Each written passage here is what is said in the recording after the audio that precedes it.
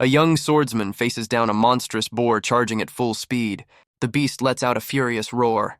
It swings its massive tusk, barely missing him, but the swordsman's expression is cold and determined. With a swift movement, he draws his blade and counters the attack. The scene cuts to the Adventurers Guild. A heavy footstep announces his arrival. Two adventurers immediately start whispering, "Hey, is that him? The rumored super rookie?" The other confirms, he subjugated an unusual grand boar, prompting his friend to exclaim, "An A-rank grand boar? That's a monster!" But the swordsman simply walks past, thinking, "That's why I failed. I'm just glad I made it back alive." "Hein-san!" a voice calls out, breaking his dark thoughts. A cheerful guild girl rushes over, her hands clasped in relief. "You're safe." Hein's stern expression softens just a little. "Yeah, I'm glad. That was such a reckless request," she chides. "Even though you're promoting at an incredible speed, you're still only C rank." She leans in close, passionately explaining, "Making you fight an A-rank monster for a B-rank promotion quest? It's obviously harassment from headquarters because they don't like the promising rookie." She throws a tiny, frustrated tantrum. "Ugh, just saying it out loud is making me mad." But her smile returns just as quickly. "Anyway, I'm glad you're okay. So, were you able to see the Grand Boar?" Hein looks completely baffled by her question. "I defeated it." He gestures outside. "It wouldn't fit through the door, so I left it at the entrance," revealing the colossal corpse of the Grand Boar lying in the middle of the street. The guild girl can only offer a very, very awkward smile. One of the adventurers can only laugh awkwardly, wondering just what kind of monster Hein really is. His partner is completely zoned out. Meanwhile, upstairs, another pair of adventurers watches Hein from the balcony, wondering where a guy with his power has been hiding. They speculate that he can't be a true rookie given his age, guessing he must have been a big shot in another country. A weary Hein is snapped out of his thoughts by the guild girl's return. She slaps a document on the counter. It's his official B-rank certification. She explains with a huge, proud smile that B-rank adventurers are treated as part of the elite. For the first time, Hein's cold expression breaks into a genuine, excited smile. "Top tier!" She puffs out her chest, beaming with pride, while Hein is already trying to move on to the next quest. The guild girl is shocked he wants to work immediately, but Hein just stretches, saying he gets restless if he's not moving. She tells him not to overdo it as he waves her off. He looks down at his new B-rank tag, quietly reflecting on his new title. An adventurer. He clenches his fist, thinking he never expected this at his age, but he's determined to see it through. The guild girl returns with a huge box of quests, explaining that as a B rank, his options have expanded significantly. She mentions there are local requests, but Hein is already pointing at a specific one. She immediately shuts him down, saying that one is a dangerous nominated request for him deep in the mountains. Hein's interest is piqued by the personal nomination, and he asks for the details of the quest. The request is to guide a child. With that being the only one available, Hein simply accepts the strange mission and heads out. And so, Hein heads deep into the mountains for his next mission. He glances at his new B-rank certification, the proof of his hard-won status. But more than the strange request itself, he can't help but wonder about the person who specifically nominated him. He soon arrives at the coordinates. To his surprise, he finds a massive, opulent mansion standing in the middle of nowhere. Finding the gate carelessly left open, he cautiously approaches. He's immediately greeted by a well-dressed butler who says, "We've been waiting for you, Lord Hein." Hein is completely stunned. The client who requested him is none other than Julius, the Lord of Foreign Affairs of the Gold Kingdom. Hein demands to know why such a powerful figure is in a place like this. Julius calmly replies, "Don't be absurd, I am the client after all." "You accepted the request knowing my name, did you not?" he asks, as Hein realizes he never imagined it was the actual Lord of Foreign Affairs. Cutting straight to the point, Hein asks, "So what exactly is the job?" Julius simply reiterates the request. Just as it says, "I need you to guide the children." "For the details, and come inside." The butler leads him into a lavish room where a voice from the couch remarks, "You're late." And there they are, the children he's meant to guide. A feisty-looking girl with horns and a quiet elf girl. The elf girl looks Hein over with doubt, asking, "Big sister, surely this human isn't our new master, is he?" The big sister, a sharp-looking woman with glasses, turns and asks dismissively, "Is this our helper?" A smirk creeps across Hein's face as he thinks, "Well then, It seems I'm being completely underestimated. The horned girl giggles at the elf girl's blatant concern, clearly enjoying the situation. But Hein is already analyzing them, thinking, these two are obviously not human children. He quickly identifies the quiet one. Judging by her ears, she's an elf. And the other one, that overwhelming presence. His eyes widen as the shocking truth dawns on him. Don't tell me she's a dragon. She confirms it with a smug smirk, crossing her arms. That's right, and I have nothing to learn from a mere human. Hein is floored. He's never even met an elf before, and he thought dragons were just creatures of legend. But true dragons are a superior species, unlike lesser wyverns, able to take on human form and communicate with others. The little dragon girl then points a finger up, full of confidence. She smirks at Hein, warning him that underestimating her elven friend would also be a huge mistake. Julius steps forward, his voice cutting through the tension. Weren't you the ones driven from your own territory, forced to live in hiding by those very humans?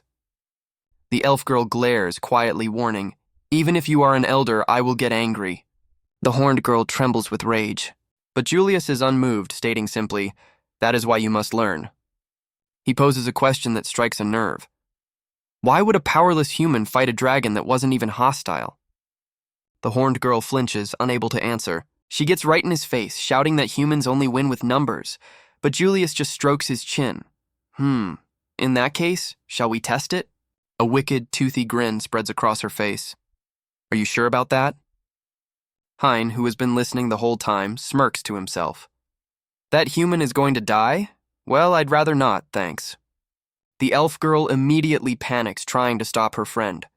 You can't! You'll blow away the entire mountain! But the horned girl is ready for destruction. Hein just lets out a breath. The girls are stunned by his casual attitude as he says, whatever. Since I came all the way out here, I might as well get a little exercise. The horned girl absolutely seethes at his dismissive tone, and so they all head outside to the mansion's courtyard to begin the duel. Julius lays down the ground rules, telling the girls not to complain about the results. Hein just cracks his neck, ready to go. Well then, shall we do this? The elf girl watches in disbelief. He's not even taking a stance? She scoffs. Fine. If you die from being so overconfident, don't blame us. But her friend isn't listening, exploding with power as she screams, Don't you dare underestimate me, human! The horned girl unleashes a devastating blast of pure energy. But Hein just watches it come, a slight smirk on his face. Oh? He calmly analyzes the attack. So this is elven magic, huh? The dragon girl scoffs. My magical power is incomparable to a human's. Did you really think you could look down on me? Hein's expression remains utterly bored. No, but... He simply raises one hand. His eyes flash with focus. The elf girl can't believe what she's seeing. With a deafening roar, the entire magical assault is stopped dead in its tracks, dissolving harmlessly in front of him. The dragon girl is in absolute shock. What? He stopped it! Just by holding up his hand? With a calm, almost condescending look, Hein tells the dragon girl, You should try to focus. The elf girl realizes the deflected energy is now out of control, screaming that once deployed, the magic can't be stopped. The stray blasts rocket directly towards her. I can't dodge in time, she cries out in despair. A moment of pure terror. But in a blur of motion, Hein is already there, effortlessly sweeping the elf girl into his arms to shield her from the blast. And for the first time, his stern expression breaks into a genuine smile. This is what happens when you don't, he says cheerfully. The elf girl can only stammer, completely flustered and confused. He had not only stopped her friend's ultimate attack, but also predicted its trajectory and saved her life in an instant. The horned girl can only scream for him to stop, but it's already too late. In a flashback, we see Hein's internal analysis. Too slow, he thinks. Your movements became too simple. He had easily sidestepped her straightforward lunge, catching her completely by surprise. And with a simple trip, he sent the mighty dragon tumbling. She lands with an ungraceful thud, completely outplayed. Back in the present, the lesson is over, Hein explains with a smile. I can see the flow of your magic. You definitely have the power of a dragon, but if I counter your charge, I can turn you to cinders. And because your movements are so simple, it's easy to come up with a countermeasure. Seeing her completely dejected, Hein realizes he may have been a little too harsh. Hey, you okay? Did I Say too much? But her dejection instantly vanishes, replaced by a starstruck gleam in her eye. You're amazing! She shouts, launching herself at a completely bewildered Hindguy. She clings to him for dear life, yelling over to Julius, I like him. I want this one to be our guide. As the dragon girl hangs off him like a happy limpet, Julius just chuckles at the scene, while the elf girl is left completely dumbfounded. Julius turns to the flustered elf, teasing, Haha, looks like you're getting attached too, after all that tough talk he gave. Blushing, the elf girl can only wonder to herself, more importantly, who exactly is he? A voice explains that he is a legend who for a long time supported the front lines of the Gold Kingdom, a master who sent countless exceptional disciples out into the world. Court instructor Lord Hein, Julius reveals as Hein finally seems to understand the situation. Hein looks down with a wry smile and clarifies, former court instructor, that is. The elf girl is left completely starstruck by the revelation. With the hyper-energetic dragon girl still clinging to him, Hein already looks exhausted by this new arrangement. Sometime later, the girls are outside, beginning their training with a spar. The elf girl attempts to guide the horned girl's raw power. From a nearby window, Hein and Julius observe their progress. Julius takes a sip of his drink. Well now, he says, it's about time that we discuss the actual job. Hein can only look back, confused. The job? He asks. I thought my job was to guide those two. But outside, the woman with glasses intervenes, clarifying, that is the request for Lord Hein the Adventurer. Julius leans in. What we're about to discuss was a request for Lord Hein the Court Instructor. A cup clinks on the saucer. Hein is taken aback. Former, you mean? Besides, it's not an official decision yet. He looks at Julius skeptically. Is that so? Julius smiles knowingly. I heard that His Highness Aiden exiled you. His expression is sharp. However, His Highness and I had left the country at that time. My contacting you was also on his direct orders. He gestures openly, which is why I would like to hear the full story directly from you, Lord Hein. Hein's gaze drifts, lost in thought. That? Hein's mind flashes back to a few days before his exile. A young man collapses during a sparring session as two maids rush to his side, calling out, Aiden-sama, are you all right? It's His Highness Aiden, completely exhausted and gasping for breath. He glares up at his instructor, Hein, who stands over him casually. You, Aiden grits out. Hein looks down, a hint of surprise on his face. Aiden accuses him. You were skipping your running drills again, weren't you? Suddenly, with a burst of energy, Aiden lunges forward again. Hein calmly states, it's not over yet. But Aiden immediately collapses, shouting, No, it's over! Hein just looks confused. Then sitting on the ground in frustration, Aiden points and yells, Damn it, why is it over? You! It's your fault! Aiden's rage explodes. The highest-ranking court instructor? Don't mess with me! He screams, What is with that attitude? But Hein just sighs, completely unfazed. That's it! Aiden snarls, pointing an accusing finger. That's the part I can't stand! His voice echoes through the training hall. I don't know what an instructor is supposed to be, but you just act all high and mighty without actually teaching me anything useful. The prince's logic becomes completely twisted. If you were truly talented, you should be able to draw out my power. The maids can only watch in stunned silence as the prince continues his tantrum. Aiden throws his head back, overcome with a fit of desperate, frustrated laughter. He glares up at his instructor, and looking down at the pathetic display, Hein can only think one thing. What a child. Hein calmly replies, As I have told you many times, I cannot draw out talent that you simply do not possess. Aiden's eye widens in disbelief. His fury explodes. You bastard! He shrieks, Every instructor other than you recognizes my talent. His fist clenches.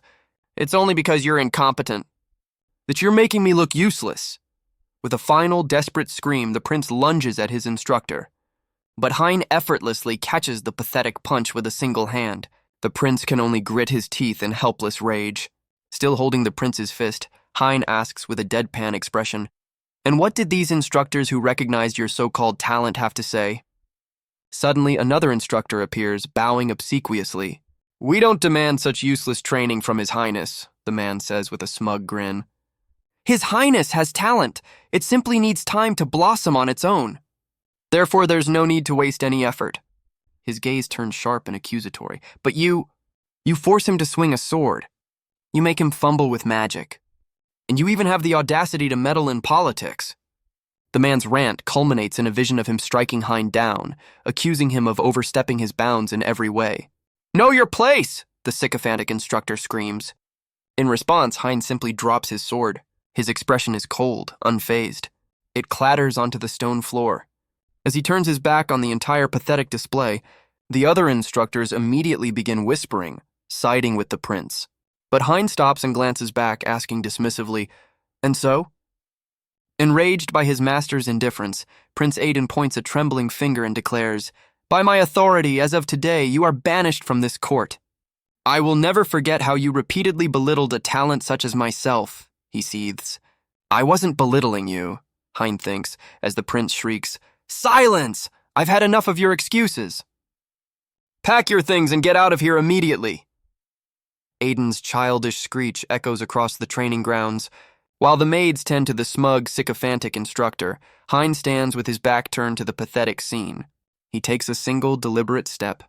Turning to the sycophant, Hein asks calmly, "His Highness is aware of this, I presume?" His gaze is utterly piercing.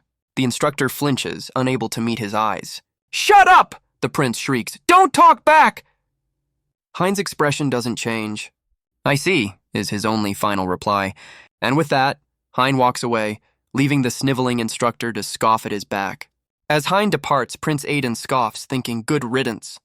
He fumes internally. Even if my father favored him, a hero of the past is useless in peacetime. The sycophantic instructor immediately turns to another student, fawning. "That's right, young master. Your talent is the genuine article." He continues his flattery, promising that the boy's talent will blossom from now on. The flashback ends. Back in the present, Julius takes a sip of his tea and says, "I see." The woman with glasses adds, "That's more or less what I expected." Hein asks if they didn't get confirmation from the prince, but Julius explains the official story. "His Highness Aiden claimed you attacked him during training to make an example of him. And what's worse," Julius adds grimly, "is that there are plenty of others who are siding with him." A flash of the sycophantic instructor's smug face proves his point. Hein simply acknowledges the rotten state of affairs. Julius takes a calm sip from his cup, adding, "Of course, the other Highness doesn't just blindly believe Prince Aiden's words. But officially accepting your side of the story would put us at a severe disadvantage. So for now, this was the only way I could make contact with you." Hein sighs into his own cup, complaining, "Still, looking after those kids is a real pain in the neck." Outside, the girls are in the middle of their training. The horned girl fumbles with her technique while the elf girl nervously tries to correct her. Even if Lord Hein had stayed at the palace, his next mission would have been the same, the elf girl explains, as the horned girl struggles to contain a ball of raw power. Julius reveals the truth. They are the young hope of the demihumans, a race on the verge of extinction. Just as the horned girl's energy erupts behind them, but she just strikes a confident pose, laughing it off. "Ha, as you can see, I've got no pride to get in the way, so it's all good." Julius explains that as a superior race, the only thing keeping the demihumans going is their pride. But he warns that pride alone is not enough for their species to survive, let alone allow them to live happy lives. A smirk crosses Hein's face as he puts the pieces together. "So you moved the entire country just for your grandchildren?" Julius calmly takes a sip of his tea, replying, "It's not quite to that extent." He clarifies that this is also a critically important project for the Gold Kingdom itself. He reminds Hein that every student he has ever trained has gone on to make a name for themselves, possessing the power to literally change the course of history, and that is precisely the kind of power these girls need to acquire. And so, their special training begins. Julius lays out the grand political vision, stating that if the demihumans can be restored in a friendly manner, it will bring immense benefits to the kingdom. A large beastman beside him agrees. "It's a magnificent plan, but with Lord Hein, it's actually realistic." Julius's eyes narrow with conviction. "That's because Lord Hein has a talent for developing people." Hein smirks. "It's a waste to have me just look after a foolish prince. Isn't educating the next king the most important duty of all?" Julius smiles knowingly. "Precisely. That's why I've prepared this place, so you can do both at the same time." Hein is confused. A horrifying realization begins to dawn on him. "No way!" Julius simply chuckles. Foo-foo. Yes, that's exactly it. Just then, the woman with glasses announces to the room, "We'll be heading into town now," leaving Hein completely lost. The horned girl immediately protests, "Hey, no fair!" The elf girl panics, scrambling to follow. "Wait, I'm coming too!" And with that, the two of them chase after their sister. As Hein watches them go, still completely stunned, Julius places a hand on his shoulder. The dragon and the elf. He's referring to the two very different girls. They are the ones who will carry the next generation on their shoulders. The scene then shifts to a grand, imposing castle. Inside, a figure kneels before a man on a throne. A stern-looking lord with a mustache listens intently, humming in thought. The kneeling figure begins his report, identifying one of the key players, Vale, the captain of the Royal Knights. He continues, listing others like Commander Jean of the elite Red Dragon unit, and even the nation's sole S-rank adventurer, Cora. He then reveals the shocking truth. All of them are protesting Hein's exile, and as a result, all their departments have suspended their duties.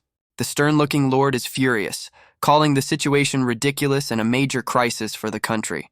The commander looks up, asking why a despicable man like Prince Aiden has so many powerful allies. But the answer dawns on him immediately. Of course, he realizes, they were all trained by Hein. We see a flashback of Prince Aiden's pathetic justification, whining that Hein treated him unfairly and that he is meant to be the face of the nation. Back in the throne room, the commander gives a chilling warning.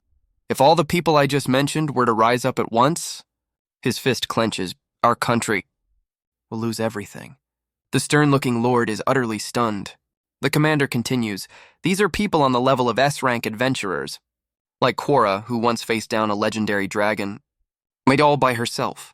She holds the power to rewrite the very map of the continent. A true force of nature, and I've only mentioned 3 names. But beyond them, countless other talented individuals trained by Hein are active throughout this country. A long-haired noble in the court finally understands, realizing the kind of man they so foolishly cast aside. He states a terrifying truth. If Lord Hein went to another country, the entire continent's balance of power would shift within 3 years. But one noble scoffs, "Ha, so they're active now.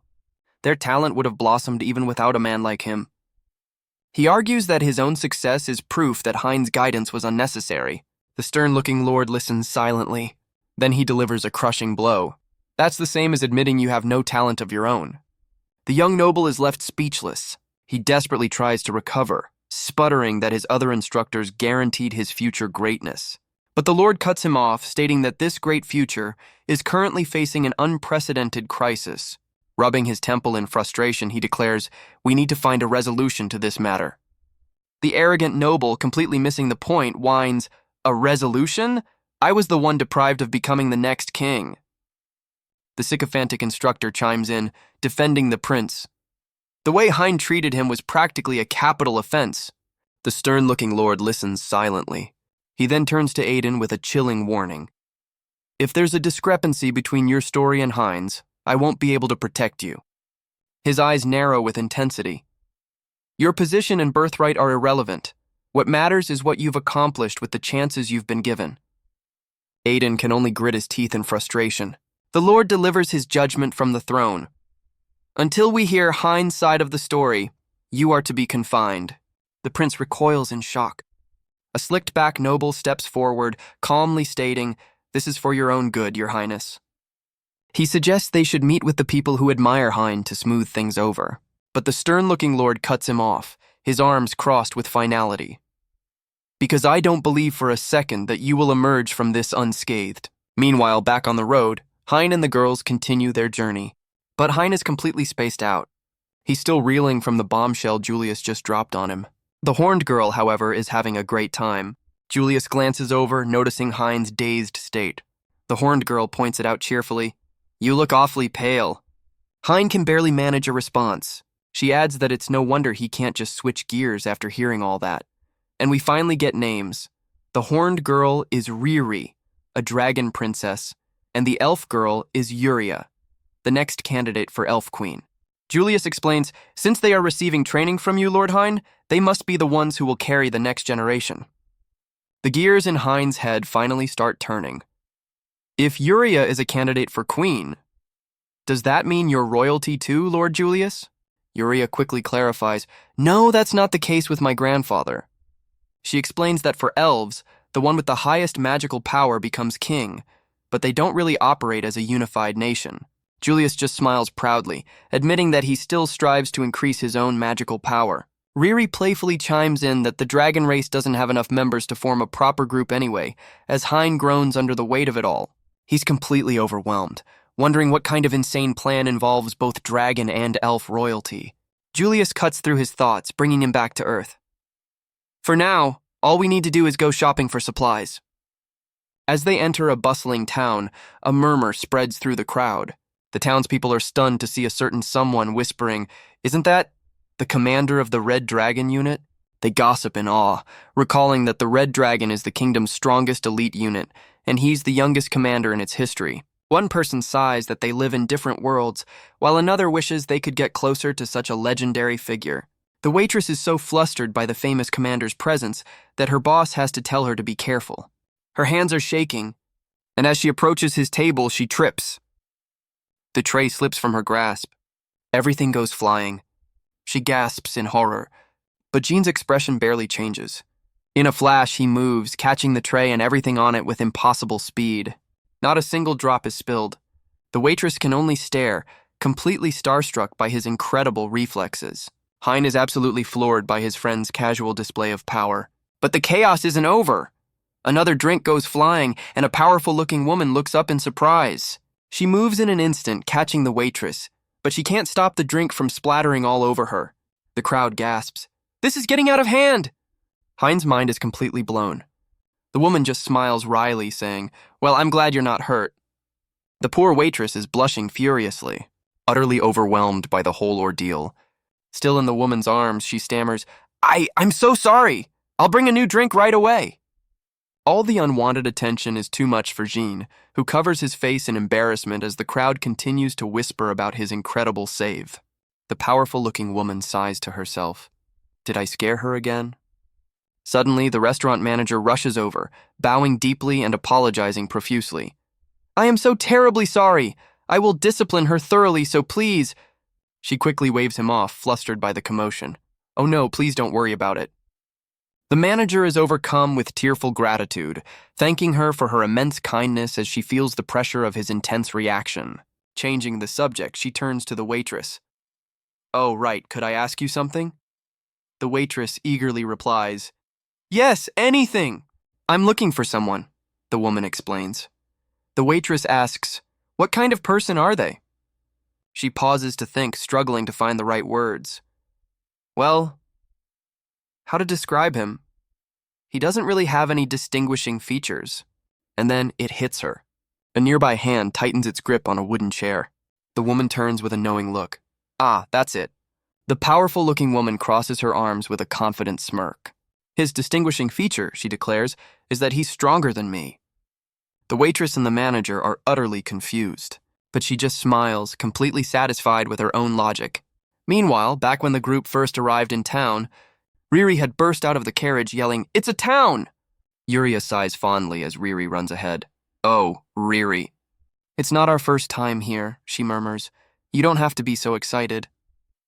Hein notices their energy and asks Julius, "Did the two of them not get to go into town very often?"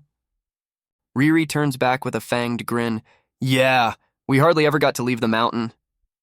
Her eyes sparkle with pure, unadulterated joy as she tries some street food. "What is this?" Hein watches her, thinking, "I figured she'd stand out and cause a scene in town, but..." He forces a strained smile. This is a little much. Just then, a man nearby looks over. Hein realizes the stares from the crowd aren't for Riri. "They're looking at me." A group of men start whispering amongst themselves. "Wait a second. Yeah, the age and features match up. Isn't that the rookie who's been making waves, the one who's rumored to be crazy strong?" One of them scoffs, "But there's no way he's stronger than the legendary Lord Jean." Suddenly, a cheerful voice calls out from behind him, "Sensei!" Hein turns, confused. "Jean?" Julius just smiles knowingly. "Did you hear that?" he asks Hein. My, you seem to be quite the celebrity." Hein panics internally. He's a high-ranking commander. He can't just casually stroll into a town like this. The crowd begins to buzz, recognizing the legendary figure. Suddenly, another person zips through the air at incredible speed. Jean glances over his shoulder, sensing the movement. One of the townsmen notes, "Oh, perfect timing. That's the man Lord Jean was talking about." But he's cut short. Huh?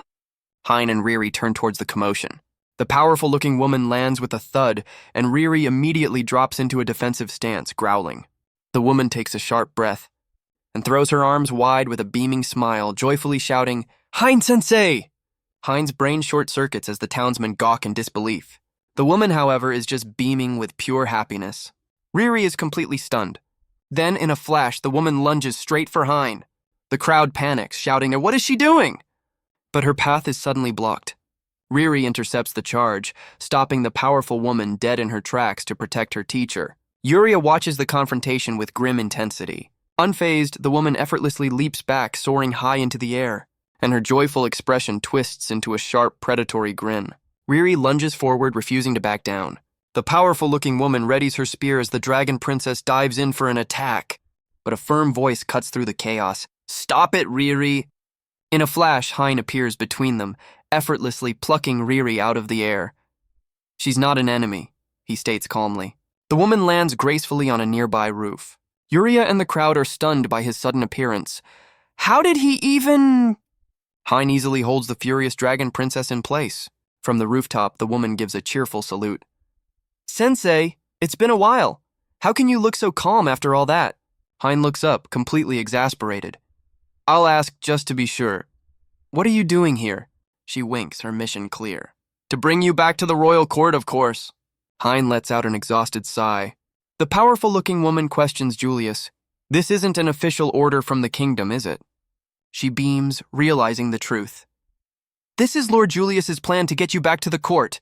But Hein cuts in, "I was exiled by the prince. I can't just go back." She looks utterly baffled. "Why? The prince is weaker than you, Sensei. He's like some kind of wild animal." As Hein introduces his former student, Jean just thinks to himself, "Wild animal? Haven't eaten one of those recently." Hein explains that Jean is now the commander of the kingdom's most elite unit, the Red Dragon. Even when we first met, he was a prodigy with overwhelming physical abilities, much like Riri. He honed that talent to become one of the most powerful figures on the continent.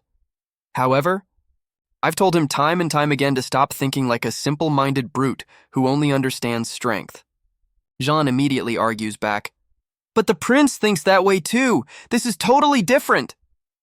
As Hein shuts him down, the powerful-looking woman argues that since the prince acts that way, it's fine, but little Riri growls protectively. A sudden dread washes over Hein as he asks, You didn't beat up the prince, did you?" Her incredibly strained smile says everything he needs to know. Suddenly, a squad of knights thunders down the street, yelling for their commander, as the woman explains she rushed over as soon as she heard about his exile. Hein breathes a sigh of relief, but her expression turns deadly serious. "Of course, if you ordered me to kill him, I would do it," she declares, forcing Hein to frantically object. And who should appear but the mastermind himself, Lord Julius, smoothly intervening. "Let's leave it at that. We can't be causing Lord Hein any trouble." The woman laughs it off, but Hein is left completely lost, wondering if that was all just some twisted joke. Her nervous smile returns, however, hinting that the prince's well-being is still very much in question. The tense reunion is interrupted by a familiar voice as the guild girl runs up, calling out to them. She rushes in, explaining she heard a huge explosion in the area. Spotting Hein, she calls out his name in relief. She starts to say it happened right here, just as she finally lays eyes on the massive crater in the street. Hein panics, desperately trying to stop her from screaming and drawing more attention, but Lord Julius calmly steps in, confirming her suspicions. In fact, with a sly smile, he declares this is perfect timing. He announces that he was just thinking of having Riri and Yuria register as adventurers. The sudden plan catches everyone, from Riri to the powerful-looking woman, completely off guard. And so, the entire chaotic group makes its way to the Adventurers Guild. Inside the guild, other adventurers are completely oblivious, just sharing a laugh. But upstairs, someone is already in a foul mood. A stuffy-looking man, an arrogant guild executive, complains about being sent to this backwater town. He scoffs at the very idea that a powerful B-rank adventurer could emerge from such a place. His companion, a smug Ritter noble, chimes in, boasting about how lineage is everything for a man of his glorious station. He brags about having the prince's favor, wondering why he'd ever deal with commoners, when a commotion from downstairs interrupts his monologue. The executive looks toward the entrance, guessing that the adventurer he's here to see has finally returned. With a sneer, he decides he'll see for himself what this rookie is made of. And right on cue, Hein steps through the door. The executive looks down from the balcony, finally laying eyes on the promising rookie. The executive scoffs, muttering that Hein is the one disrupting the guild's order. Down below, Riri is buzzing with excitement, yelling for Yuria to hurry up. Hein tries to get her to wait. Riri doesn't get the hold-up, but Yuria naively wonders if Hein just has a strange hobby of hanging around the guild. Upstairs, the executive's judgment is swift and harsh, vulgar trash. He assumes the worst about Hein. But his noble companion has a far more disgusting thought, eyeing the girls with a predatory grin. Just then, the guild girl finally catches up to the group, completely frazzled. She's still reeling, demanding to know what on earth could have caused an explosion in the middle of town. Her words echo up to the balcony, and the mention of an explosion instantly grabs the attention of the two men upstairs. The guild executive leans over the railing, shouting down at them for being insolent troublemakers. The entire group looks up, completely blindsided by the sudden hostility. Hein is just confused, wondering what the man is even talking about. But Jean's protective instincts flare, her face darkening as she glares up at the man who dared insult her sensei. The smug Ritter noble freezes, recognizing the legendary commander of the Red Dragons with dawning horror. Julius, however, is thoroughly enjoying the chaos, musing on the powerful figures Hein always seems to attract. The other adventurers on the balcony are in shock, recognizing not just Commander Jean, but Lord Julius himself. The noble is now pale with terror. Realizing he's in way over his head, the executive starts sweating, frantically trying to figure out how to salvage the situation. Just then, Yuria gasps. The guild girl desperately tries to de-escalate, introducing the noble as Lord Ritter from guild management. But Ritter is furious, internally screaming at her for interfering. Hein calmly shuts him down as the noble stammers in terror. Julius, ever the puppet master, steps in with a chillingly calm offer. "Shall we have a talk?" And just like that, they're all seated at a table, the air thick with tension. Riri, however, isn't having it, trying to lunge at the men while Yuria holds her back, screaming that adults are in the way. The executive, sweating profusely, tries to regain control and summarize the situation. Hein connects the dots, stating that his impossible promotion quest was a direct order from Lord Ritter himself. Jean's eyes narrow as she turns to the executive.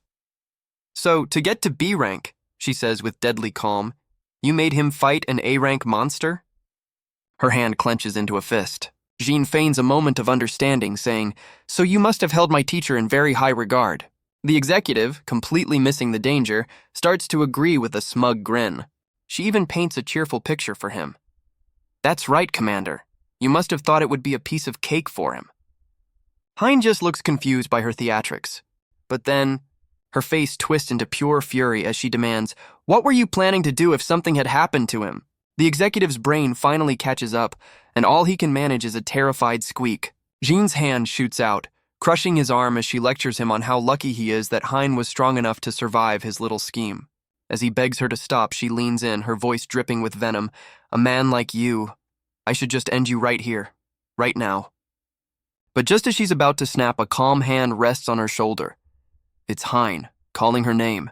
The murderous commander freezes, her rage-filled eyes wide with surprise as she looks back at her teacher. Instantly, her bloodlust evaporates and she becomes a flustered student, bowing and apologizing profusely. Julius then turns his cold, calculating gaze towards the sweating Lord Ritter.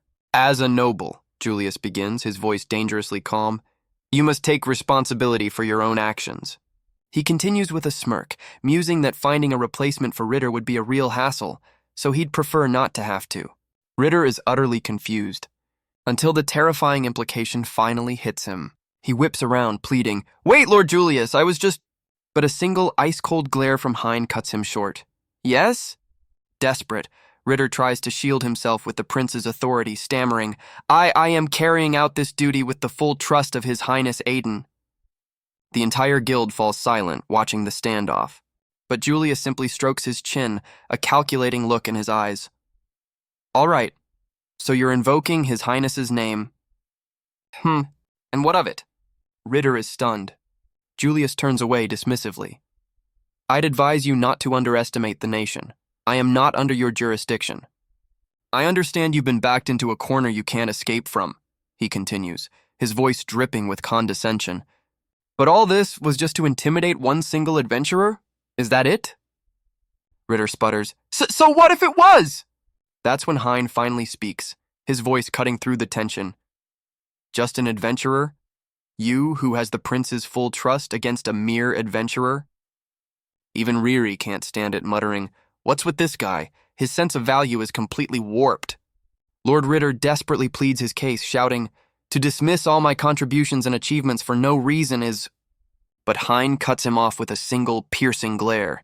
Julius calmly piles on, If we are to follow your logic, then it is only right that we hold you accountable for your actions. Ritter starts to sweat, stammering, Fine, perhaps this incident was a problem on my part, but what am I supposed to do?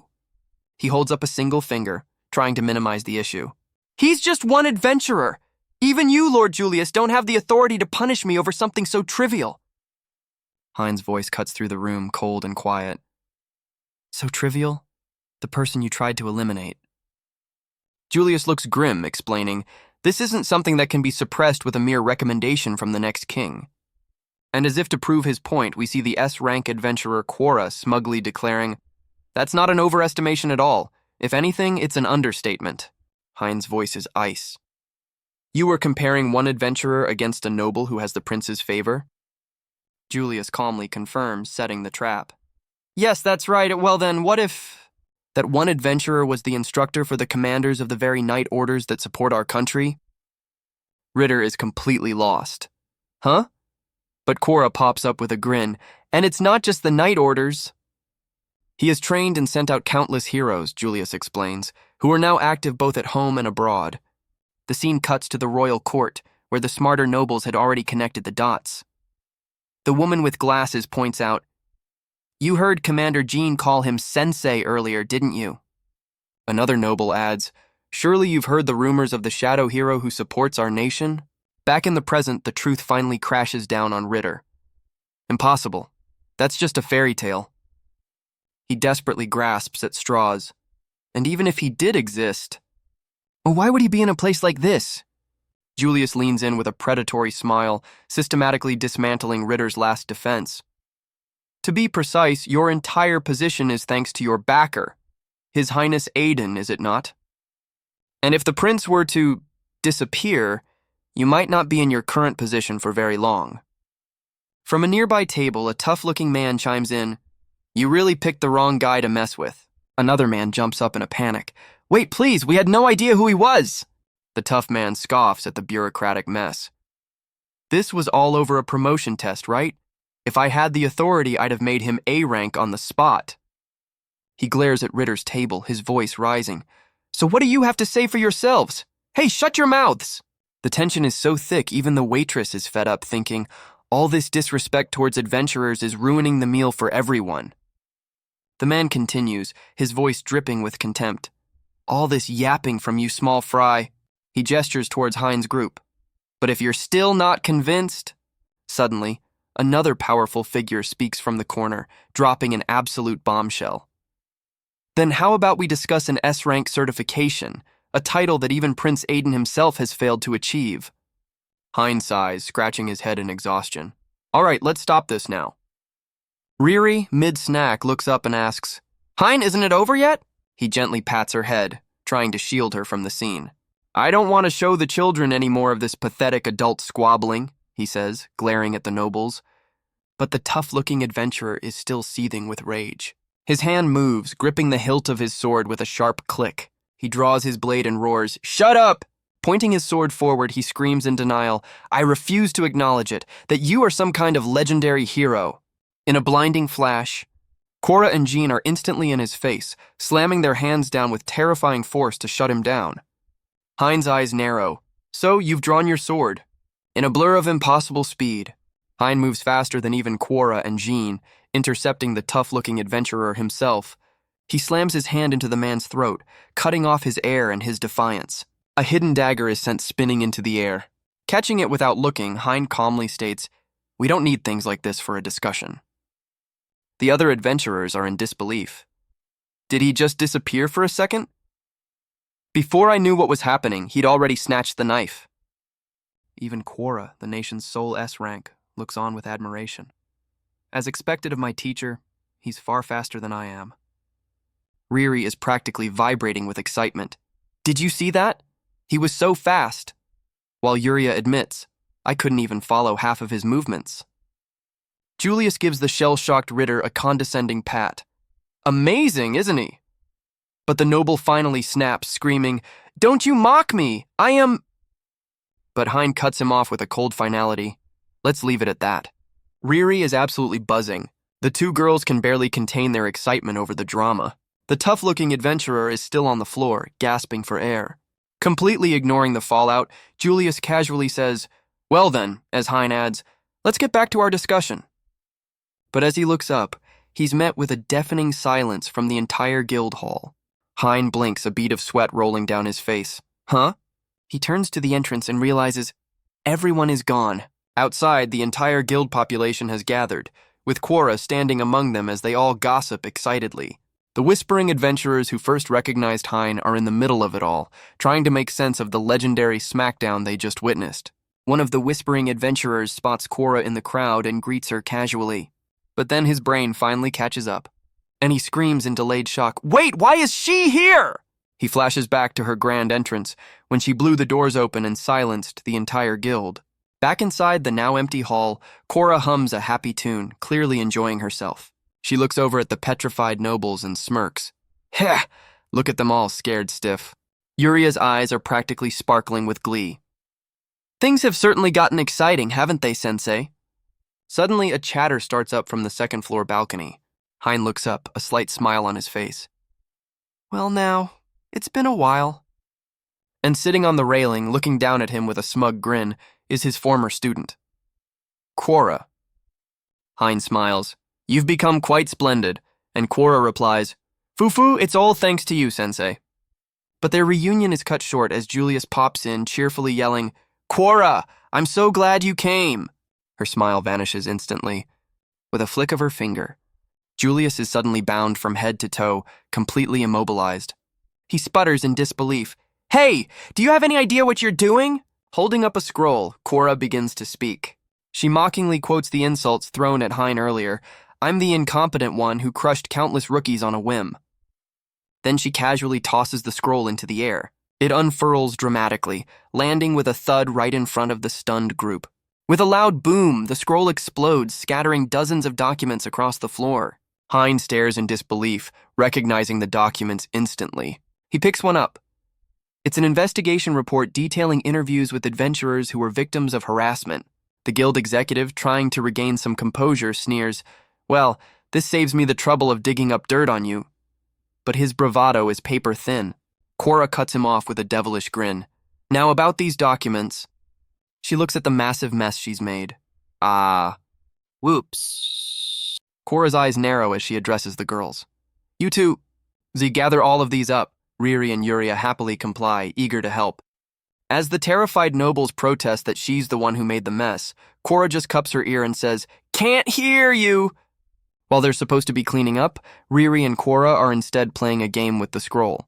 The arrogant guild executive sees his chance, grabbing a document and asking if he can use it against them.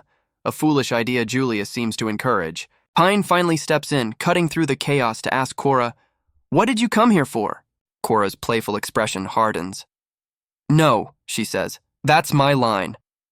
But before she can elaborate, Jean appears, pointing out that while adventurers belong in a guild, Quora does not. A dangerous idea suddenly strikes Jean. Fine! Then I'll become an adventurer too, she declares, as Julius grins at the impending national crisis, and Quora tries to stifle a laugh. Hein immediately calls her out. Hey, you just laughed, didn't you? His patience finally snaps. You guys... The two most powerful women in the kingdom instantly freeze in terror under their teacher's glare. As Hein turns to leave, Yuria can only stare in awe at his absolute authority. So, Quora, Hein asks, his patience worn thin, did you come all this way just for those reports? Quora just smiles sweetly. Well, I heard a rumor that an incredible rookie had appeared here. I had a hunch it was you, she says with a sly, cat-like grin, and what do you know, I was right on the money. Jean glares at her rival. So you were chasing after teacher too? Quora just casually confirms, yep. Then, with a mischievous grin, she drops a bombshell. And since teacher is an adventurer now, that means we can form a party together. The entire guild erupts. Are you serious? He's only B rank! Another adventurer cries out, He's going to party with the Quora? Hein cuts through the noise, reminding them of his current mission. That kind of talk will have to wait until after we've raised these two's ranks. The guild girl chimes in, pointing out a logistical hurdle. Besides, these girls still need to be registered, so the quests they can take will be limited. She trails off nervously, completely overwhelmed by the high-stakes drama, but Julius just chuckles to himself, thinking, At this point, Lord Ritter, there's nothing more I can do for you. This is all going perfectly. Quora smirks deviously. I thought as much, and I just so happen to have the perfect thing with me. She presents a quest. Pursue the dragon's treasure. The details are sparse, but it points to the Longinus Mountains, where a dragon so powerful it warped the very terrain is said to have died long ago. So you're saying a treasure hoard is just sitting there? Hein asks. You got it, Quora confirms excitedly. With a greedy glint in her eye, she explains, Dragons love to hoard things. This is a request to find the treasure it left behind. The guild girl asks the obvious question, Who's the client? Quora gets a smug, cat-like look on her face. A great merchant from the capital. I plan to sell him everything we find. Hein thinks it over. The guild girl suddenly realizes the catch. Wait, does that mean this is an unpopular quest? Bingo, Quora says. With a client like this, the merchant gets first dibs on buying all the treasure, leaving the adventurers with just the base reward. She flexes comically. I have the power. But without a formal request, I'm just a lone wolf who can't claim it for myself. Her true fantasy is revealed. Quora, sitting atop a mountain of gold, screaming, It's all mine! Every last piece! Quora continues her sales pitch. The Longinus mountain range is open to anyone. Sure, there are monsters, but if we pick our spot carefully, I can already see the treasure piling up. Riri slams the table, completely sold. Then if we take the quest, we'll get rich. Yuria tries to calm her. Wait, there's a chance we could find something more valuable than just money. Quora grins, holding up the quest form. Precisely. The reward for this quest scales with the value of the treasure we find. Riri is completely lost. Hein sighs, finally getting it. Ah. So in other words, Quora gives him a thumbs up. Good one, Sensei. If we find an incredible treasure, you could shoot up the adventurer ranks all at once. On top of that, she adds, the client has invested a huge sum into the guild for this. She wags a finger slyly.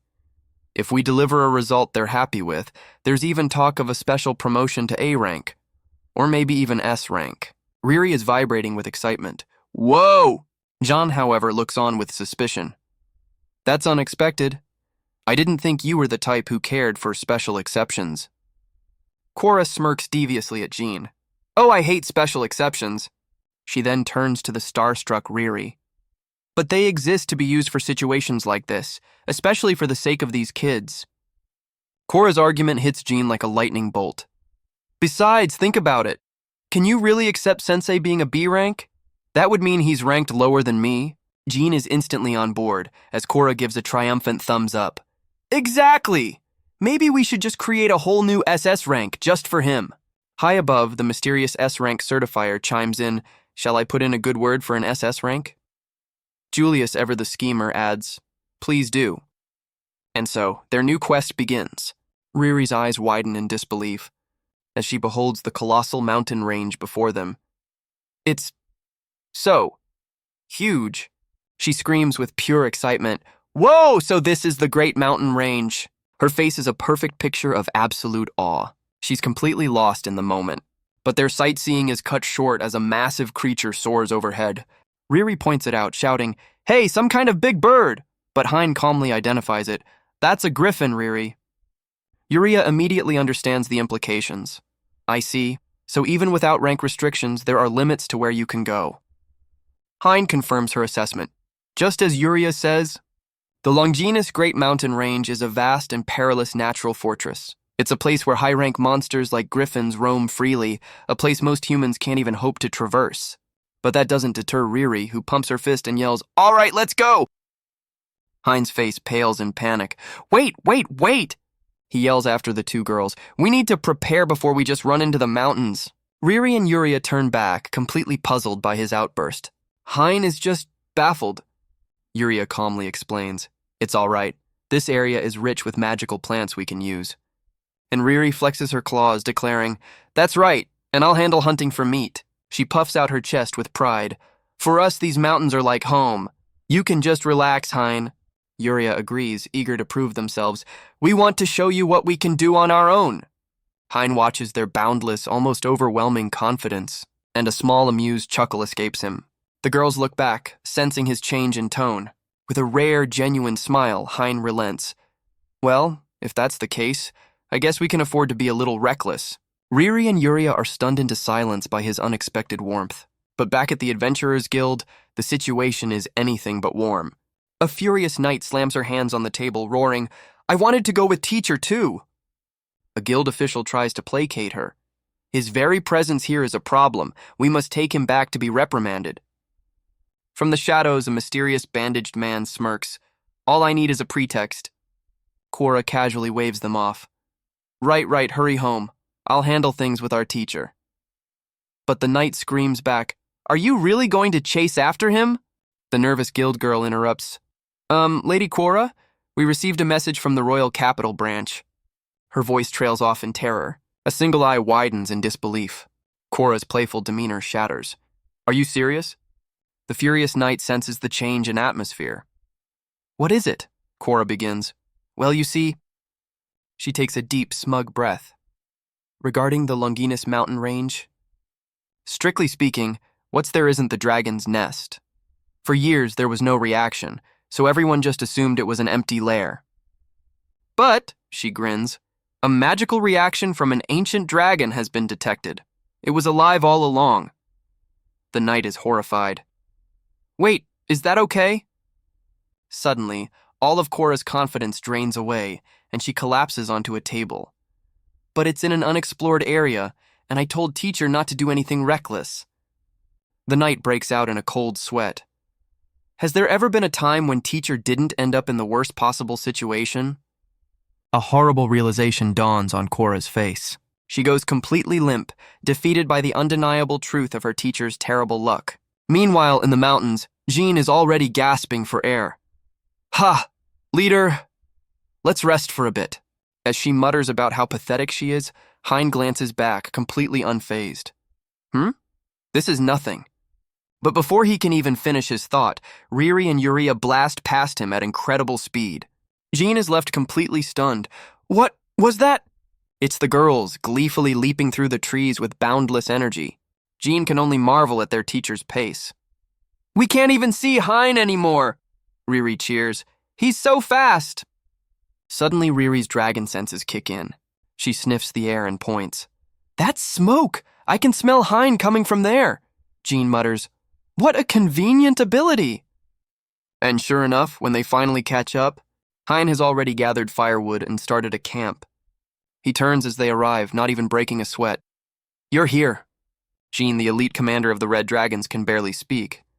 Hein?" She points at the two massive monster carcasses behind him. "You defeated these?" Hein casually replies, "Yeah."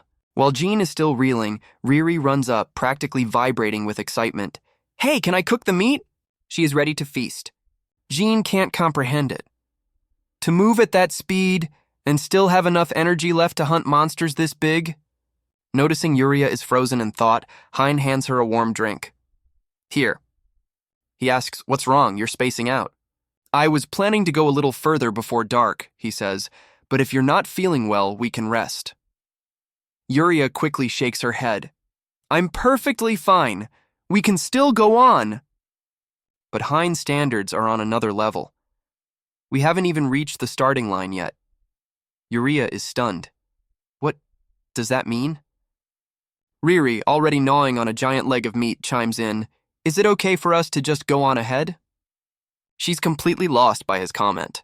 Jean, still recovering by the fire, asks, "Everyone else is still way down the mountain. Won't they say we're cheating?" She wipes the sweat from her brow, admitting, "It's not like I was holding back or anything." But Hein is already focused on the next objective, pointing into the distance. "I want to get over there as soon as possible." He's pointing at a jagged, impossibly far-off mountain range, leaving Yuria to ask, "We're going all the way over there?" Riri, however, is instantly fired up. "All right, then let's get a move on." Yuria quickly tries to stop her. "Wait, dangerous monsters will appear up ahead. We need to be more careful." But Riri just grins, completely unconcerned. "It's fine, I'll just beat them up. You worry too much." Yuria is exasperated. Hein watches their exchange, a thoughtful and slightly worried expression on his face. This might be a problem. He realizes the core issue. Riri has no experience, so she's reckless. Meanwhile, Yuria has no experience, so she has no confidence. Hein knows Quorra's quest is urgent, but he realizes what his students need most right now is real combat experience. He addresses them both. "Let's have a little lesson on our way there." And so the lesson begins. Riri is brimming with confidence, while Yuria is a bundle of nerves. It isn't long before they find their first opponent. A massive, hulking beast emerges from the trees. It's a magic beast known as an almirage, and it is gigantic. Yuria steels herself, thinking that an almirage should normally be an easy opponent for her. But with Hein watching silently from the sidelines, the pressure is on. Hein watches intently. Yuria nervously asks if they're really fighting under those conditions, but Riri is already fired up. "Conditions?" Hein asks. He explains that as they are now, they must learn to fight with the assumption that their opponents will always be bigger and stronger. He then lays out the rules. Yuria can only use physical attacks, while Riri is forbidden from any direct physical contact. Yuria is stunned. "You want us to fight using our weaknesses?" Hein confirms it. He tells them that while they're powerful in their comfort zones, they need to be prepared for situations where that's not an option. Riri doesn't fully understand, but she's ready to go. "So I just have to beat it without touching it? Easy." And with a thunderous crash, the almirage makes the first move. Yuria takes the lead, telling Riri she'll go first and to provide support. Riri is skeptical, asking, "I get it, but can you actually do it?" Yuria finds a loophole, realizing self-enhancement magic isn't forbidden. Her eyes flash with determination. She channels magic into her body, buffing her physical stats. But she knows that even with the buff, her usual light attacks won't be enough to damage the beast. If that's the case, she thinks, charging forward, Yuria puts her entire body weight into a single powerful strike, but the massive almirage dodges with impossible speed. Riri can't believe her eyes. It dodged? Yuria braces herself, confident in her attack. "There's no way it can dodge from this distance," she thinks, pouring all her power into the blow. But in that split second, the beast is simply gone, sidestepping her full-force lunge like it was nothing. Riri watches from the sidelines. Oh my. With a cheeky grin, she points out the obvious. "It dodged!" Yuria is completely flustered. "Sorry, Riri, that was just a bonus attack anyway." To their shock, the almirage speaks, mocking them. "That was surprisingly quick for a bonus." While Yuria is stunned silent, Riri is already fired up. "I can't confirm it, but I have a plan. Let's do it." She turns to Yuria with a fearless grin. "We might fail, but who cares? I don't really get it, but it's worth a shot. Because I know better than anyone that you're always thinking things through, Yuria." Moved by her friend's absolute faith, Yuria's hesitation vanishes. "I'll believe for both of us." "Okay, I'll explain the plan." Hein watches on with a faint, proud smile. With renewed determination, Yuria announces, "Here I go." She plants her foot firmly and dashes forward with all her might.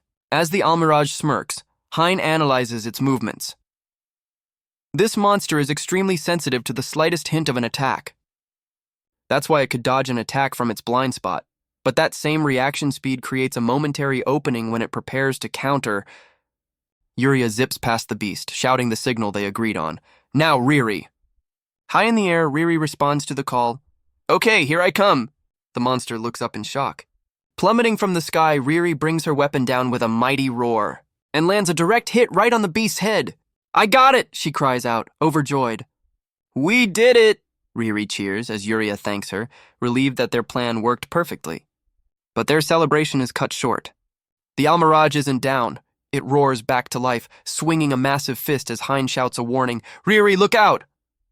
"It's too close," she thinks, frozen in place. "There's no way I can dodge this." From the sidelines, Hein sighs, "Guess I have no choice," and calls out her name, but Riri doesn't need saving. A fierce aura explodes around her as she prepares to face the attack head-on. Wait a minute, she thinks, a wild idea sparking. Teacher said no direct contact, but he never said I couldn't use magic. She doesn't dodge. She takes the full force of the Almirage's punch head-on and gets launched into the sky with a surprisingly casual, "Ouch!" Yuria screams her name in terror, but Riri had already yelled a warning. "Yuria, get back! I'm gonna do my thing!" And what is her thing? It's a secret technique she's used before.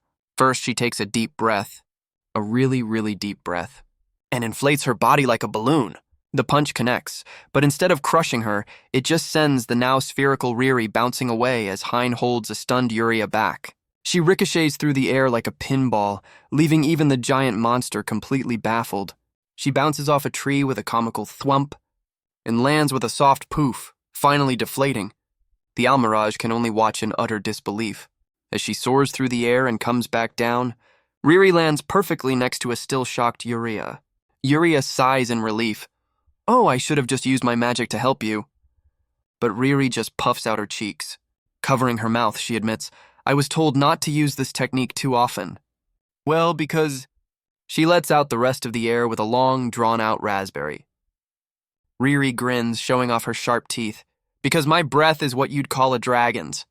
Meanwhile, near the Longinus Great Mountain Range, a new group is on the move, and a worried Jean asks her companion, "Nothing's happened yet, has it?" Her companion, a woman in a witch's hat, scans the horizon. "Yeah," she says, looking towards the distant peaks.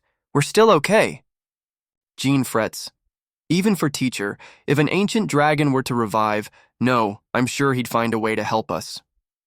The witch lays out the stakes. If a dragon of that size revives, the entire country will be thrown into chaos. The Night Orders and even high-rank adventurers won't make it in time. Another member of their party, a tall warrior with an eye patch, adds, "Our opponent this time might be more than even S-rank equivalents like us and teacher can handle." The witch sighs. "In that case, we'll just have to have high hopes for those kids." She turns to Jean with a smirk. "So, are those kids really worth you having such high expectations?" Jean hesitates. I suppose so." With a smug look, she adds, "Well, they're not bad, I guess," prompting the witch to tease her for being a tsundere. As they race through the mountains, the witch asks what a tsundere is, and Jean just calls her a scary airhead. Meanwhile, back with Hein's group, he stops and thinks, "Come to think of it." Yuria points out, "Riri said her technique would call a dragon, but so far nothing's happened." Hein reasons, "It'd be a disaster if it summoned one every single time. We just have to assume that's how it is." The real problem, he thinks watching Riri chase a butterfly, is that Riri herself has absolutely no clue what's going on. Yuria notes how peaceful it's become, and Hein agrees, "Since we've come this high up, we might as well start searching." They reach a clearing and look out over a vast, desolate mountain range as Riri points in amazement. "We're already this far up," she exclaims. "What a spectacular view!" Hein's gaze is sharp as Riri excitedly yells to go higher, but he thinks, if this were just a treasure hunt, this area would be more than enough. He calls out to them, "You two, you're aware of the level of the monsters around here, aren't you?" Riri flashes a toothy grin. "Yep, we've beaten tons of them," while Yuria confidently adds, "We're fine." They stretch, full of energy, and the proof is right there, the carcass of a massive beast they've just defeated on their way up. Hein muses, "The monsters are certainly strong and high-ranked, but that's not the real issue." He stops them. "All right, let's start the treasure hunt around here." Riri's eyes sparkle with excitement. "Really?" Yuria gives a knowing smile. "Hee. Actually, I've already spotted our target." Hein tells them, "I'll wait here," and they cheerily run off to begin the search. Riri, using her hands as binoculars, shouts with glee, "I found it!" She waves frantically. "Hein, look!" As Yuria remarks on how fast she was. Hanging upside down from a branch, Hein gives a simple, deadpan acknowledgement. Riri proudly presents her spoils, a few coins and some acorns with their caps still on. Yuria, on the other hand, has found a strange golden statue, guessing it might be an ancient artifact. Hein smiles, pleased with their progress. "All right, let's keep up this pace." Energized, the girls' voices echo as they fly off to find more. Hein sits back and calmly sips from a mug, watching them go. A look of genuine admiration crosses his face. They're amazing. And as he looks on, we see why. They've already uncovered a literal mountain of treasure. Hein leans in to inspect their incredible haul. He pulls out a communication device, a look of awe on his face. As expected of those two, but his expression hardens as he looks off into the distance. They're a little late, though. His eyes narrow. Suddenly, a rustling sound from the nearby bushes catches his attention. A dazed-looking face pops out. A new horned elf girl emerges, brushing herself off. Phew, I finally got out. I got a little lost. Hein gives her a deadpan look. I see. She proudly holds up a massive, ornate shield. Will this be useful? Relieved, she then points to Riri's pile of acorns. Great, I'll trade you for these. But the strange girl isn't interested in a fair trade. She lunges forward, trying to snatch the acorns by force. She lands with a smug little giggle, only to be slammed face first into the dirt with a loud thwack! Hein has her pinned instantly, completely unimpressed by her sneak attack. Just then, a voice calls out from the path, Hey, Hein! Riri and Yuria have finally arrived, with Riri proudly showing off a golden statue. I found something amazing, but her victory speech stops dead as she spots the girl Hein is holding down. Wait, Riri? She stammers in confusion.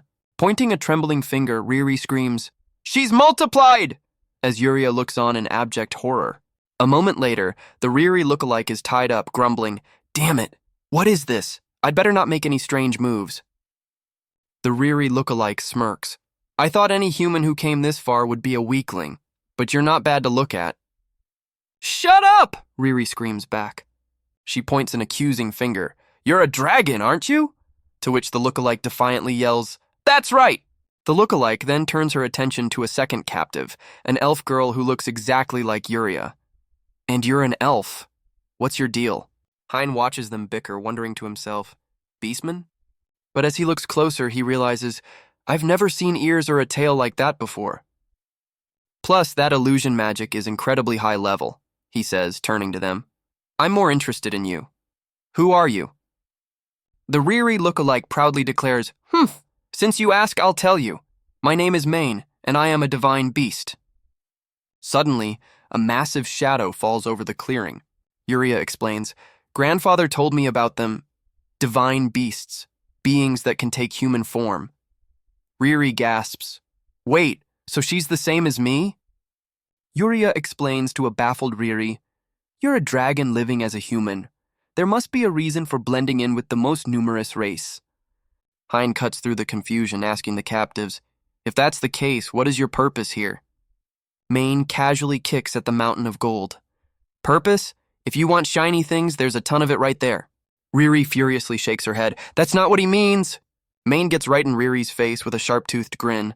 I know, it's just fun to mess with humans. As Hein observes, Yuria sighs. What a personality. While the Yuria lookalike pokes Maine with a stick, asking if she's going to eat them, Maine stretches her bonds nonchalantly. Besides, she winks at Riri. Humans are weak and boring. It's fine to play with them once in a while, right? It's not like you have any divine beast parents around. The comment strikes a nerve. Riri explodes. Shut up! Hein knows everything! As Hein himself looks shocked by the implication, Maine smirks, revealing a shocking truth. Divine beasts aren't born from something else. Maine continues nonchalantly. That's just how it was for me, as Riri clutches her chest, gasping for air. Riri is completely stunned. Yuria clarifies the shocking statement. A divine beast isn't born from another divine beast. Instead, she explains, an individual suddenly undergoes apotheosis, becoming divine. Hein finally understands. His eyes widen in realization. So that's why... Yuria then turns to Hein and asks, So, is it okay to untie her now? Maine jolts in place, shocked by the question. She glares at them, deeply offended. Are you looking down on me? Hein closes his eyes, processing the new information. He opens them with cold resolve. No, not yet. But Hein changes his approach, looking straight through her bravado. You were lonely, weren't you? Riri looks on, confused. Hein continues, describing her solitary life. Days spent all alone, with nothing to do but occasionally mess with the humans who wandered by. He lands the final blow. It's boring, isn't it? Maine grits her teeth, trying to deny it. Humph, don't talk like you know me. But her defiance has cracked. So, what are you planning to do with me? Hein offers her an unexpected path forward. Why don't you come with us? Maine is completely stunned into silence. At the very least, Hein says, gesturing to the girls, I think these two can become your friends. Before he can even finish, Maine erupts with a massive, toothy grin, shouting, Okay! Riri is completely taken aback. Maine is so overjoyed she practically tackles her, flustered by her own enthusiasm. But she quickly tries to play it cool. Well, if you absolutely insist, I suppose I can tag along. Riri celebrates with a triumphant shout. The Yuria look-alike giggles, amused by the scene. Maine blushes, completely flustered by their genuine happiness. With their new party member secured, Riri pumps her fist. All right, let's get back to the treasure hunt. She turns it into a competition, declaring, Whoever brings back the most wins. Maine immediately protests, Hey, getting a head start is cheating, as Hein watches the chaos unfold. And just like that, the treasure hunt is back on. Maine is left looking completely bewildered. She scoffs, Do they really think they can beat me in this forest? Her competitive spirit ignites as she yells, I'll make you regret ever challenging me. She turns to Hein, demanding he adjust the score for her late start, but he just laughs it off as impossible. He smiles, enjoying the lively chaos. Internally, he reflects on the new reality of his party. A divine beast, huh? He now has dragon royalty, the next elf queen, and a divine beast under his care. He can't help but wonder just how much of this was part of Julius's grand scheme, because things are getting wild. And on top of that, this ominous presence I'm feeling, it's not coming from Maine. Suddenly, the entire mountain begins to rumble and shake. Something massive starts to break free from the rock face. A deep, powerful thud echoes through the range. At that very moment, Jean's party arrives at the base camp, and she lets out a sigh of relief. We made it in time! But the witch beside her looks on with a nervous sweat. Oh my, this is... The camp is in a state of confusion, with people shouting about the tremors. What's going on? Nothing's happened yet. The witch forces a strained smile as she delivers the grim news. It's too late. The dragon has already woken up. Jean's expression turns to one of pure horror. Back at the base camp, Jean's party was trying to get settled in, when suddenly the entire mountain range begins to shake violently. The men are thrown to the ground, shouting in confusion. What's happening? The ground is shaking. Jean and the witch watch the chaos unfold. The witch lets out an exasperated sigh. With no time to waste, she activates a powerful magic circle, launching herself and Jean high into the air on a massive pillar of earth to get everyone's attention. As the camp scrambles, one man frantically reports the situation. Commander Jean of the Red Dragons is here. What is going on? The others stare up in disbelief. Lady Jean? Wait, is that Cora with her? From her vantage point, the witch addresses the panicked crowd. Everyone, please calm down. I know the ground is shaking, but I need you all to evacuate in an orderly fashion. She quickly consults a map. The nearest town is Audia. If you can make it there, she declares, we promise to ensure your safety. Jean, still reeling from the sudden chaos, turns to her. What is going on? The witch's expression turns grim. The dragon, it's waking up. A wave of terror washes over the crowd. The witch snaps back into command mode. So everyone, get to Audia as fast as you can. But some of the adventurers start to panic. Hold on, we can't fight a dragon. Jean's patience wears thin. With a terrifying glare, she snarls, Then you're just in the way. Disappear! Her sheer killing intent is enough to part the crowd instantly. The adventurers scramble, fleeing for their lives. They scatter in every direction. Jean seems pleased with the result, but the witch deadpans. That's one way to do it, I guess. The witch's confidence wavers. With Teacher here, I thought the damage would be minimal, but now I'm not so sure. Jean's smugness vanishes. You're right. We have to get to Teacher now. Meanwhile, back on the mountain, the tremors intensify violently. Riri clings to Hein for dear life. As the shaking subsides, a terrified Riri asks, What? What was that? Yuria, equally shaken, replies, I don't know, but the spirits are terrified. But Maine seems completely unfazed. Ah, so it finally woke up, huh? Maine looks at Riri with a smug grin. You don't know? It's a dragon. Well, you're a dragon too, but that thing is something else entirely. Riri scoffs, dismissing the threat. Something like that is just a big lizard. Hein, still holding her, is completely aghast. A big lizard? You can't just brush this off, this is no joke. Maine continues her explanation with a grim look. It's a nuisance of a big lizard. One that just gets bigger by sleeping for hundreds of years. As if on cue, the corpse of a flying monster plummets from the sky, shocking the girls. And creatures die just from it sleeping. Maine finishes. The commotion has awakened another of the mountain's apex predators, a massive griffin. It lands with a thunderous crash, ready to investigate the disturbance. But it immediately freezes, its eyes widening in pure instinctual terror. An ominous dark aura suddenly erupts from its body, and without a moment's hesitation, the powerful beast turns tail and flees for its life. Maine explains matter-of-factly, that was just from getting close. Its magic was drained. Dragons devour magic, she continues. Even while sleeping, they passively feed on everything around them. Yuria is horrified. Even a monster as powerful as a griffin? Maine smirks, and now that it's awake, its power will only grow stronger. Riri looks over the destroyed forest, thinking, to defeat a monster that big, we'd have to destroy the entire forest. But if we don't, she realizes, the whole continent will be destroyed. The sheer scale of the threat finally sinks in for Hein and Yuria. Hein's mind races. The dragon itself has become one with the terrain. Just by moving, it will obliterate everything. But while Hein is having an existential crisis, Riri just pats his arm, completely unimpressed. He turns to the only other expert in the room. And Maine? Maine glares back, her voice sharp. Don't you want to stop the forest from being destroyed? How are you going to answer that? If we don't all run, everyone will be wiped out. But her words spark an idea in Hein. If you say that, something might just change. Maine whips around, pointing an accusatory finger. You're thinking of suppressing it? Are you an idiot? Even I, a divine beast, can't do anything. What makes you think a mere human can? She screams, leaving Hein speechless. But Hein's gaze softens as he asks a simple question. Is there something in this forest you don't want to see destroyed? The question hits Maine like a physical blow. Just then, Riri comes running back, holding a bouquet of flowers she picked just for her. Hein watches them, a gentle smile on his face. His resolve hardens. He presses further. You don't want the memories of your family to be destroyed, do you?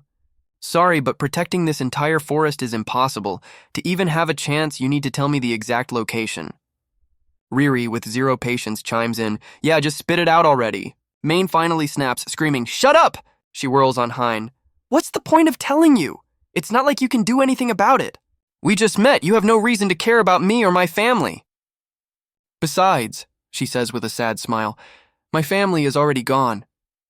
As her heartbreaking words hang in the air, she suddenly tosses the bouquet Riri gave her into the sky. Hein's reaction? Absolutely nothing. Riri just puffs out her cheeks, completely baffled. Maine falls silent, her despair palpable, but Hein's focus is unshakable. I can escape any time, he says calmly. But for you guys, it's already too late. He continues, his voice cutting through the tension. If you had just run away without a second thought, don't blame me if you die. Yuria tries to process this. But Hein, you went to the trouble of telling us. More importantly, Hein cuts her off, turning with an intense gaze. Ask the forest spirits. Can they tell you the location of the place she wants to protect? Yuria is stunned. What? You're still trying to protect it? She tries to reason with him. We're on a sinking ship. The dragon has just been sleeping for years, right? It was just sleeping. But then the full weight of the situation crashes down on her. What Maine said was true. If it rampages, the entire continent could be destroyed. She explains that while dragons aren't originally divine beasts, a creature that lives for thousands of years, regardless of its race, can undergo apotheosis, becoming a god. The horrifying implication dawns on her. A monster that can change history? Riri could become like that dragon too? Yuria shoves her back, screaming, We have to run now or we'll be in serious trouble too! As Yuria panics, Hein calmly considers her words. Running away is certainly one option. Yuria frantically objects. It's not an option, it's the only thing we can do. You can see that, can't you? But Hein's expression shifts into a familiar, terrifyingly excited grin. If we calmly calculate the enemy's strength against our own, another path will reveal itself. Another path? Riri, however, has had enough of the debate. She's right. We have no choice but to switch gears and fight the dragon. Seeing her teacher's unshakable confidence, Yuria's panic begins to subside. You're right. She recalls his overwhelming power. Hein is incredibly strong. Riri's firepower is immense, and my magic is more than capable of taking down a large foe. But as her confidence returns, she glances over, and her resolve falters. But still, that's undoubtedly a divine dragon. How can we possibly fight something like that? But Hein just smiles. If you look a little closer, the story might change. He helps her focus. A little too much, and with a light bonk on the head, Yuria finally sees it. Two figures are running along the mountainside. Just then, Riri shouts, "Hein, Yuria!" With a wild grin, she declares, "Either way, it looks like we're out of time to run." Because high on the peak, the ancient dragon is beginning to stir. Its immense weight shifts, planting a clawed foot with a ground-shaking thud. Its powerful muscles tense, its jaw opens wide, and with a world-shaking roar, the ancient dragon fully awakens. The sound alone sends everyone at the base camp into a blind panic. High above the chaos, Jean and the witch can only watch in horror. But Hein and his students stand their ground, completely unfazed. Meanwhile, back in the royal capital, inside Prince Aiden's personal chambers, something shatters against the wall. Books and papers are sent flying in a fit of rage. The disgraced Prince Aiden is having a full-blown tantrum, screaming, "Why is this happening to me?" He kicks his desk, screaming, "This kind of menial work is beneath me. Give it to some useless academic." His face twists in fury as he refuses to accept any blame. "This is all wrong. It's his fault everything has gone so wrong." He recalls his supporters telling him to wait for a key testimony to clear his name, but a much darker solution comes to mind. After all, a dead man can't testify, can he?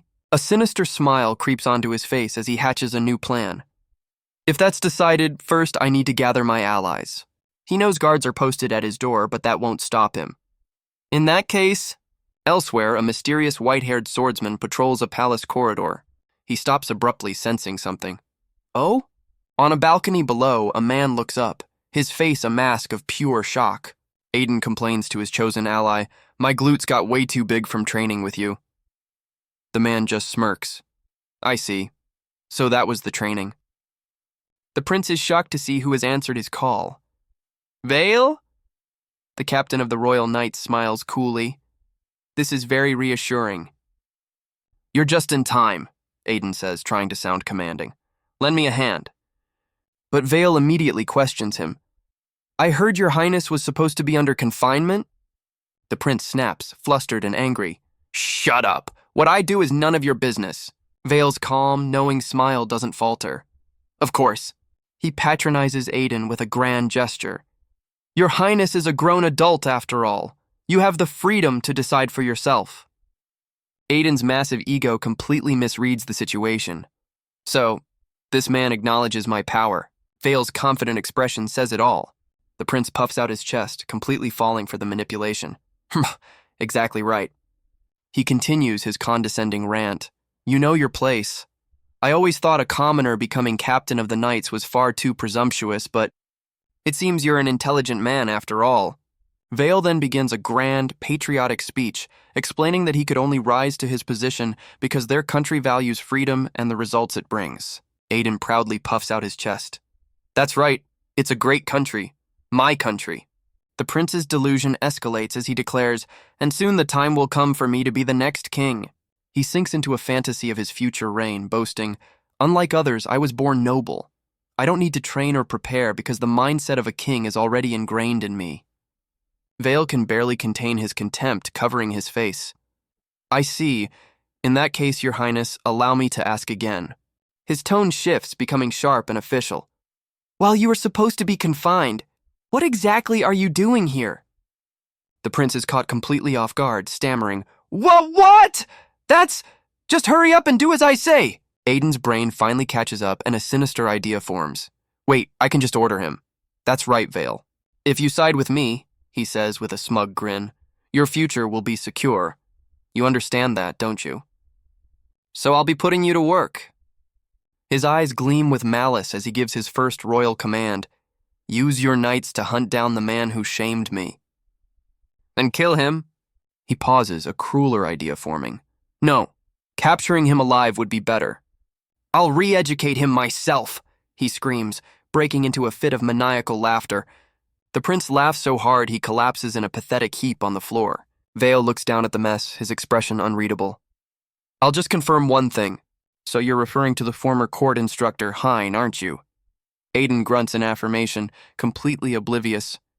Now scrambling out a window, the prince shrieks, "He's a traitor! Capture him immediately!"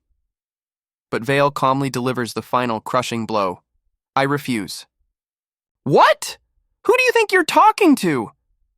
Aiden sputters, his authority completely challenged. Before he can finish his tirade, Vale yanks him back from the window with startling force. The captain of the Royal Knights drops all pretense, his eyes glowing with a chilling intensity. He effortlessly tosses the prince back into the room. Aiden collapses, clutching his head in utter disbelief. "Do you have any idea who I am?" he screams, his voice cracking. "I am the first prince of this nation!"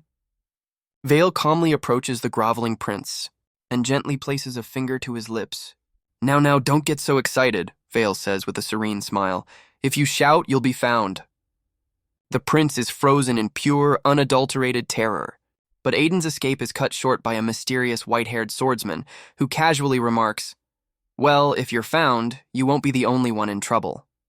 "By the way, Your Highness," he asks with a pleasant smile, "have you been told the reason for your censure?" Aiden scoffs. I know nothing of it." He rants, "Why should my freedom be taken away just for chasing out a man who was disrespectful to me?" The swordsman spreads his arms wide, his smile unwavering. "Freedom isn't something you can just wield as you please." He leans in, his expression turning cold. "There are always consequences." And in a flash, he strikes. He slams the flat of his blade into the prince, sending him stumbling back. Aiden collapses, utterly stunned. What are you?" The swordsman rests the blade on his shoulder, his smile returning. "If you wish to exercise your freedom, then you must accept the results that follow." As Aiden scrambles for the broken window, the swordsman calmly tells him, "You should have listened to the reasons for your reprimand." The prince sputters, "A reason? But you just told me?" His mind flashes back to Vale, the captain of the Royal Knights who had promised to protect him from Hein's loyalists. But that promise means nothing now as the swordsman continues, "Your crime was the unjust exile of a single court instructor. But for me," he grabs Aiden by the collar, his voice laced with fury, "you took from me a parental figure to whom I still owe a great debt." The prince's blood runs cold. The swordsman's smile turns sinister. "But I'm glad you sang the praises of freedom. If you hadn't tried to escape, I wouldn't have had a pretext to act." He raises his sword high. "So now for the prince who so loves his freedom, face the consequences." With a single brutal strike, the swordsman sends Aiden flying through the window. The prince is out cold. The swordsman stands over the fallen royal, his task complete. His cold expression softens and completely vanishes. "Just kidding," he says with a cheerful wave, as if he didn't just commit high treason. He holds up a tiny pebble, presenting his alibi. "By the way, it seems a small stone was stuck in the window His Highness was trying to escape from." Just then, his knights arrive, revealing the swordsman is none other than Captain Vale, who feigns exasperation. To think he'd be foiled by this, how unlucky. His subordinate rushes over, thanking him profusely for capturing the runaway prince. "We would have had a hard time bringing him back ourselves," the knight says, completely oblivious to his captain's masterful deception. Vale continues his flawless performance. "Since you were having such a hard time, I thought I'd let you have a little fun." But for a split second, his true terrifying nature surfaces. "Though it would have been much easier to just take your head," he thinks with a chilling grin. His subordinate knight flinches, sensing the sudden wave of killing intent. Vale smoothly sheathes his sword, his cheerful mask perfectly back in place. "Ah, but it would be a problem if you died right now, wouldn't it?" Elsewhere, a sinister smile spreads across the screen as Julius's plan proceeds perfectly. Yes, this should suffice. The scene cuts back to the mountains, where Hein turns his attention away from his students. He calmly addresses the two mysterious figures Yuria had spotted earlier. "Sorry I'm late. What's the situation?" One of the figures, a stern-looking man, narrows his eyes at the unfolding disaster. His small companion stares up at the beast in disbelief. "It just moved its head. And this is the result?" As if on cue, the ancient dragon shifts its colossal weight, and the entire mountain trembles violently. Hein calmly observes the continent-ending threat and notes. It seems to have a pretty bad sleeping face. Yuria, still on the verge of a breakdown, can't believe what she's hearing. Hein-san, this is hardly the time for jokes. Riri, completely missing the point, puffs out her cheeks. That's right. My sleeping face is way cuter. Even his allies are skeptical as the small companion asks, "So, are you really going to be okay?" Hein glances back at the apocalyptic beast and gives a chillingly casual reply. Probably. The dragon rears its colossal head back, unleashing a deafening roar. Its ancient muscles tense with power, and its massive claw slams down onto the mountain. But as the world shatters around him, Hein simply looks up, completely unfazed. A chilling, predatory smile spreads across Hein's face. The dragon lets out another earth-shattering roar, but Hein's unnerving grin remains. The group stands before the mountain, now crowned by the colossal beast. "Well then," Hein says calmly. He cracks his knuckles. "If we're going to protect this forest, this spot won't do. Both of you, hold on tight," he instructs, as a confused Yuria asks what he's planning. "What do you mean?" she cries. Because instead of retreating, Hein is sprinting directly towards the dragon, yelling, "We're getting closer!" Yuria is screaming in absolute terror, but Riri is having the time of her life. He lands gracefully, dropping the girls to the ground. From their perch, Hein's allies are watching in disbelief, with the small companion panicking. Why is he getting closer? The stern-looking man calmly explains. For one, if we fight from a distance, the dragon is more likely to move and cause more damage. "Are you sure you'll be okay?" the companion asks, still terrified. "Of course, I'm not saying the two of us can take it down," he clarifies. "That's not the point." Suddenly he senses something. A magic reaction. Yuria is still trying to reason with Hein. This is really not the time for this. But Hein cuts her off. "There's another reason." He glances back at the despondent mane. "And that is..." Before he can finish, he draws his sword and launches himself into the air, yelling, "If we don't get close, our attacks won't even connect." Yuria is stunned by his speed. He closed the distance in an instant? But even so, as she watches his tiny figure fly towards the colossal beast, the odds still seem impossible. The colossal beast's eye locks onto the tiny human. As it rears back, the small companion screams in terror. The dragon's breath is faster, and unleashes a devastating blast right in Hein's face. Down below, his allies can't bear to watch the inevitable, but the dragon's eye widens in shock. Because Hein is still there, a confident smirk on his face. He's not just blocking the attack. He's redirecting the raw power of the blast with his sword. Using the torrent of energy as a foothold, he launches himself even higher. The beast's jaws snap shut on empty air. He lands firmly on the beast's scaly hide. Without a moment's hesitation, Hein stands his ground atop the colossal dragon, preparing his next move. Riri is absolutely starstruck, while Yuria is just completely stunned. Just then, two more figures arrive on the scene. It's Jean and the witch, having made it just in time. Jean looks completely drained, struggling to comprehend the impossible sight before her. The witch smirks. Maybe we weren't even needed, as Jean whispers in awe. As expected of teacher. Spotting the girls, the witch waves cheerfully. "Hey there, so, how's it going?"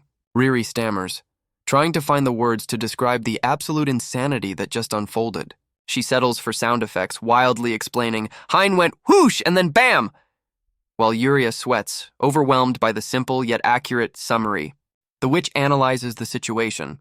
Still, in reality, her expression turns serious. Even for teacher, this has to be too much of a burden. Meanwhile, on the dragon's back, Hein realizes his mistake. Damn it. He looks down at the beast, muttering, "Did I hit it a little too hard?" Suddenly, a glint of movement. The dragon's massive tail whips around with terrifying speed, catching Hein completely by surprise. Its eyes burn with pure rage. The colossal beast glares down at the man standing on its back, but Hein just smirks, completely unfazed. Looks like I've really made it angry. And with a casual leap, he pushes off the dragon's head, repositioning for his next attack. The dragon lunges, its massive jaws snapping open to swallow him whole. Even the stern-looking man is shocked, whispering, "So fast!" Hein moves like a blur of light, dodging the bone-crushing bite by a hair's breadth. But the dragon isn't done, swiping at him with a claw the size of a house. The attack connects, slamming Hein into the mountainside with brutal force, but he just brushes himself off. That was close. If it's aiming for my head, I guess it'll use its claws too. Watching from below, the witch can only say, "Oh my." Jean, however, is ecstatic. Maybe we really weren't needed after all, as expected of teacher. Riri and Yuria are in awe. Amazing. With just Hein, this looks like it'll be okay. The witch, however, isn't so sure. Well now, Hein launches himself back into the air. Suddenly, a smaller wyvern dives in to intercept him.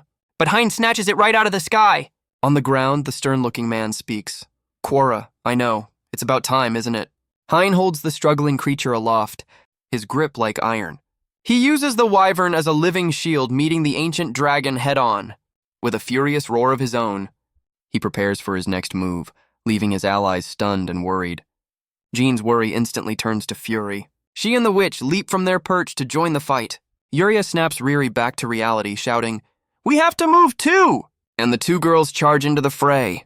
Meanwhile, the force of the blast sends Hein hurtling through the air. A massive shockwave erupts, but even as he's thrown back, Hein just smirks, completely unfazed by the chaos. From his vantage point, the stern-looking man watches the scene unfold, and seeing his teacher treated like a ragdoll is the last straw. He roars in fury. "What are you doing to my teacher?" The ancient dragon lets out a furious roar, but its rage turns to shock, because the witch is already in the air, unleashing a blinding spell. With a cheeky "how do you do," she makes her grand entrance. Her attack sends one of the wyverns crashing into the mountainside. Yuria can only watch in awe, whispering, "Incredible." Jean lands beside her partner, declaring, "This is the power of those who grew under Hein."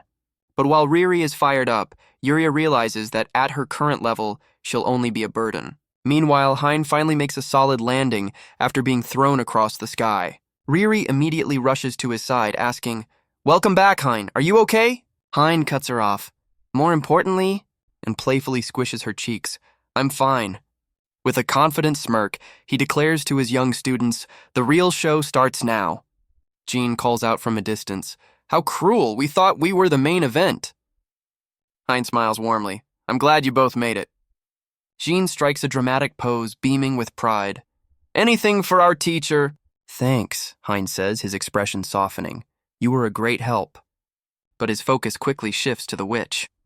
"So, Quora, how long can you keep its power suppressed?" The witch, revealed to be the S-rank adventurer Quora, looks strained. "You're asking the impossible. I'm already at my limit." She questions his strategy. "What do you mean? Didn't Maine tell you this thing is unbeatable?" Hein calmly explains, "Dragons devour magic." The stern-looking man continues the thought, "So even with Quora's barrier holding it back, it's only a matter of time." The ancient dragon glares menacingly as a massive hexagonal barrier materializes around it. The small companion's eyes widen in shock. Everyone stares up in awe at the colossal shield of light Quora has erected, trapping the beast. Quora laughs nervously. "Haha, this is a bit tough, but that thing still looks full of energy." Jean just sighs, exasperated by her friend's insane power level. But Yuria looks down, a shadow crossing her face. She clenches her fist, a painful realization dawning on her. But Yuria, shaking off her doubt, declares, "I'll help too. I'm confident in my magic capacity." Jean lets out a small, intrigued sound. Quora smiles under her hat. "Just as Jean said, you're an interesting kid. All right then, let's see what you can do." Yuria's face absolutely lights up. Riri, not to be outdone, points at the beast. "Teacher, if all I have to do is beat that thing up, then I can do it too." The stern-looking man, however, is more pragmatic. "That's all well and good, but we don't have a finishing move." His small companion asks, "Teacher will deliver the final blow, right?" But Hein knows it's not that simple. "Even with this lineup, we can't create an opening." He explains the grim reality of their situation. "To land a finishing blow, we need an opening. But if we try to force one now, it will just prioritize attacking us." As if on cue, the ancient dragon lets out a furious roar from within its cage, and a tiny, ominous crack appears on the surface of Quora's barrier. Quora just smirks through the strain. "It's already cracked?" "So?" The stern-looking man grins, revealing their plan, "Because we have someone who can create that opening for us." He looks off into the distance. They should still be nearby. The scene shifts to Maine, curled up in utter despair. She sits alone, a tiny figure lost in the vastness of the mountains. But as she looks out at the trees, she notices something. The dragon has awakened, but the forest isn't dead yet. Suddenly, Hein's voice cuts through her thoughts with a cunning smile. "You're wrong. I can't protect this entire forest. So to increase our chances, tell me the exact location of what you want to save." But Maine has completely given up, screaming into her hands. There's nothing a mere human can do. But as memories of her new chaotic friends flash through her mind, a quiet resolve forms. "I want to believe in you." Hearing this, Cora's face breaks into a brilliant smile. "All right then, I'm leaving this to you girls. Besides, teacher is right here with you and—" Riri puffs out her chest confidently. This one looks pretty capable herself. Cora pulls a flustered Yuria into a tight hug. "And I suppose I can rely on you too, my adorable little sister disciple." As Yuria struggles, promising to do her best, Maine watches the chaotic scene, completely baffled. Jean smirks, teasingly. "You've really changed, Yuria. Weren't you the one who used to hate humans?" Cora slumps over dramatically. "You hated humans, and here I thought we were bonding. I'm so sad." While Yuria begs her not to get carried away, Hein cuts through the playful banter. "All right, you lot. Looks like our friend's break time is just about over." Inside the massive barrier, the ancient dragon begins to stir. Jean shouts, "Let's go!" And Cora eagerly agrees. "Okay!" The two S-rank powerhouses burst forward, racing towards the beast. Yuria calls out, "They're inside. I'm reinforcing the barrier." Hein watches them go with a confident smirk. They land softly on the magical platform, now face to face with their colossal foe. Watching from the sidelines, the witch and Jean's party sighs. It's so frustrating not being able to join the fight. A deafening roar echoes from within the dome. Cora's eyes narrow. She launches herself forward like a cannonball. Jean's focus is absolute. Together, Hein's two strongest students begin their assault. Jean lands the first blow, a powerful punch that slams into the dragon's leg. The ancient beast's eye swivels down, and it retaliates with a lightning-fast tail whip that sends Jean flying. The commander is completely shocked by the sheer speed of the counter, but Cora is already there, catching her midair and yelling, "Watch out!" From outside the dome, Yuria can only watch the brutal exchange with concern. "They're amazing," as she whispers, but Hein realizes that even with Jean and Cora inside, the dragon is still fixated entirely on him. Nearby, the witch snaps her small companion out of their daze, telling them to focus. "Look," she warns. "It's coming!" she yells, pulling them back. The dragon's eye narrows, and it unleashes a massive breath attack, slamming against the inside of the barrier. The small companion screams, "It really did it!" The witch smirks, so it finally noticed the barrier we put up. "All right," Hein says calmly. The dragon is acting just as he predicted. With the dragon completely distracted, Hein prepares to make his move. Yuria realizes the strategy. By focusing on Hein, the dragons created the very opening we needed, but it's still not enough. Inside the barrier, Jean worries, even for teacher, this little bit of time won't be enough to... But Cora calmly cuts her off. "It's okay." She smiles with absolute faith. The fact that he's moving means he already has a winning move in mind. And just like that, Hein vanishes in a blur of motion. Yuria gasps. Meanwhile, Hein's other allies prepare to join the fray. The stern-looking man declares, "He's leaving this attack to us. Let's give it everything we've got." He launches himself into the air, riding a platform of pure energy straight towards the barrier.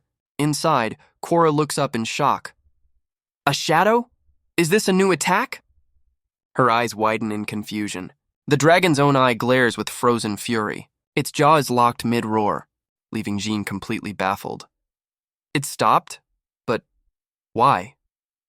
Outside the barrier, the witch calmly tells her companion, "Don't let your guard down. Something's happening." The small companion points out the bizarre sight, but it's just frozen there, pointing at the sky. It looks like a giant garden eel. The stern-looking man's expression is grim and focused, because from high above, a volley of massive projectiles rains down upon the immobilized dragon. The small companion panics, but the witch just grins. "It'll be fine, I'm telling you."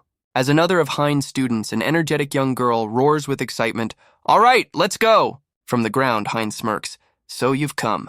Maine frantically looks for him, shouting, "It's not okay! There's a giant dragon! Wait, where'd he go?" Yuria realizes who was shouting from the sky. "Was that Maine just now?" Riri cheers. "Yeah, But their reunion is cut short as another of Hein's students yells at them, "Stop chatting and get back!" Because outside the barrier, Hein stands alone, taunting the beast. "You'll get caught up in my attack." The dragon's eye narrows. It lunges straight for him, but Hein is unfazed. "Even for a moment," he says calmly, "you took your eyes completely off me." Watching from afar, the furious knight notes, "It's noticed, but it's too late." The witch grins in agreement. "Yep." And in a blinding flash, the coordinated aerial assault makes a direct hit. But their confident smiles quickly fade. Riri grins, thrilled by the display, while Yuria is left speechless. The ancient dragon roars in agony as it slammed into the ground. The sheer force of the impact shakes the entire mountain range. From a safe distance, his students watch the dust settle. Did we defeat it?" Yuria asks, but Hein's hand stops her. "No," the witch clarifies with a smirk. "It's just knocked out. To think it wasn't defeated even by teacher's attack. That's what's truly terrifying." Riri, however, figures it out. "Oh, I get it. Knowing teacher, he held back so he wouldn't blow away the entire landscape, right?" But a grim reality hangs in the air. The sky is still dark, because it's not dead. Suddenly, the energetic young girl from the aerial team points down, shouting, "Ah, Hein! This time he's coming back from below." Hein brushes his hair back, looking weary. "It shouldn't wake up for a while. We'll just have to seal it as it is." Yuria asks, "Seal it? Will Quora do it?" But the witch waves her off. "Nah, for a job this big, it's better to call in a specialist." She strikes a pose with a smug grin. "We have a certain shut-in who just so happens to excel at curse techniques." The scene cuts away to the royal capital. An entire unit of knights stands at attention, their commanders observing the tense atmosphere. The blonde commander turns to his subordinate. "Hey, what is it?" They both gaze up at the unnaturally dark sky. For a strange phenomenon to be affecting us even this far away, it feels ominous. The subordinate knight scoffs. It was obvious from the moment we were gathered that something big was happening in the capital. The commander sighs. "Well, it's not like we're the ones who will be doing anything about it." Just then, a new figure arrives on the scene, saluted by the knights. Captain Vale. He informs them that their mission for today is guard duty, much to their confusion. Vale asks if they've heard the rumors of a grand sorcerer who can erect a barrier to cover the entire nation. We cut to a mysterious hooded figure who dismisses such a feat as a mere urban legend. However, Vale continues, explaining that while a nationwide barrier is impossible, specialists in barriers and sealing techniques certainly do exist. He smiles slyly. "And it looks like they've just arrived, which means you all have a job to do." He turns, expecting to see someone, but the street is completely empty. "Huh?" Hiding behind a nearby barrel is a small cloaked figure. Vale lets out a deep sigh of frustration. This is going to be difficult. The scene suddenly cuts to a memory where a cheerful, blindfolded young man playfully swings a staff. He smiles warmly. "You really never learn, do you?" he teases with a gleeful laugh. Back in the present, Quora flops down onto a summoned cloud creature. "All right, I'm taking a break." But Jean immediately yanks her back up as Hein approaches, calmly saying, "Good work, you two." His simple praise sends Quora into a starstruck daze, while Jean just looks flustered and overwhelmed. They can't fathom his composure. He had the hardest time, yet he looks so calm. No matter how many years we train, it feels like we'll never catch up. But Hein just dismisses their awe. "All I did was help out a little at the end." Quora can only mutter in disbelief. "A little?" He then effortlessly scoops up the exhausted Jean, asking to borrow Quora's cloud as Yuria watches, thinking, they're all supposed to be human. From her perspective, the gap between them is immense. They're so far ahead I can't even see them. Yuria despairs. Even as an elf, I can't even imagine reaching the level of his students, let alone Hein himself. But as Yuria spirals, Riri's voice cuts through her thoughts. "That was so cool!" She energetically reenacts the entire fight. "It was all bam and boom and Yuria. You were like whoosh."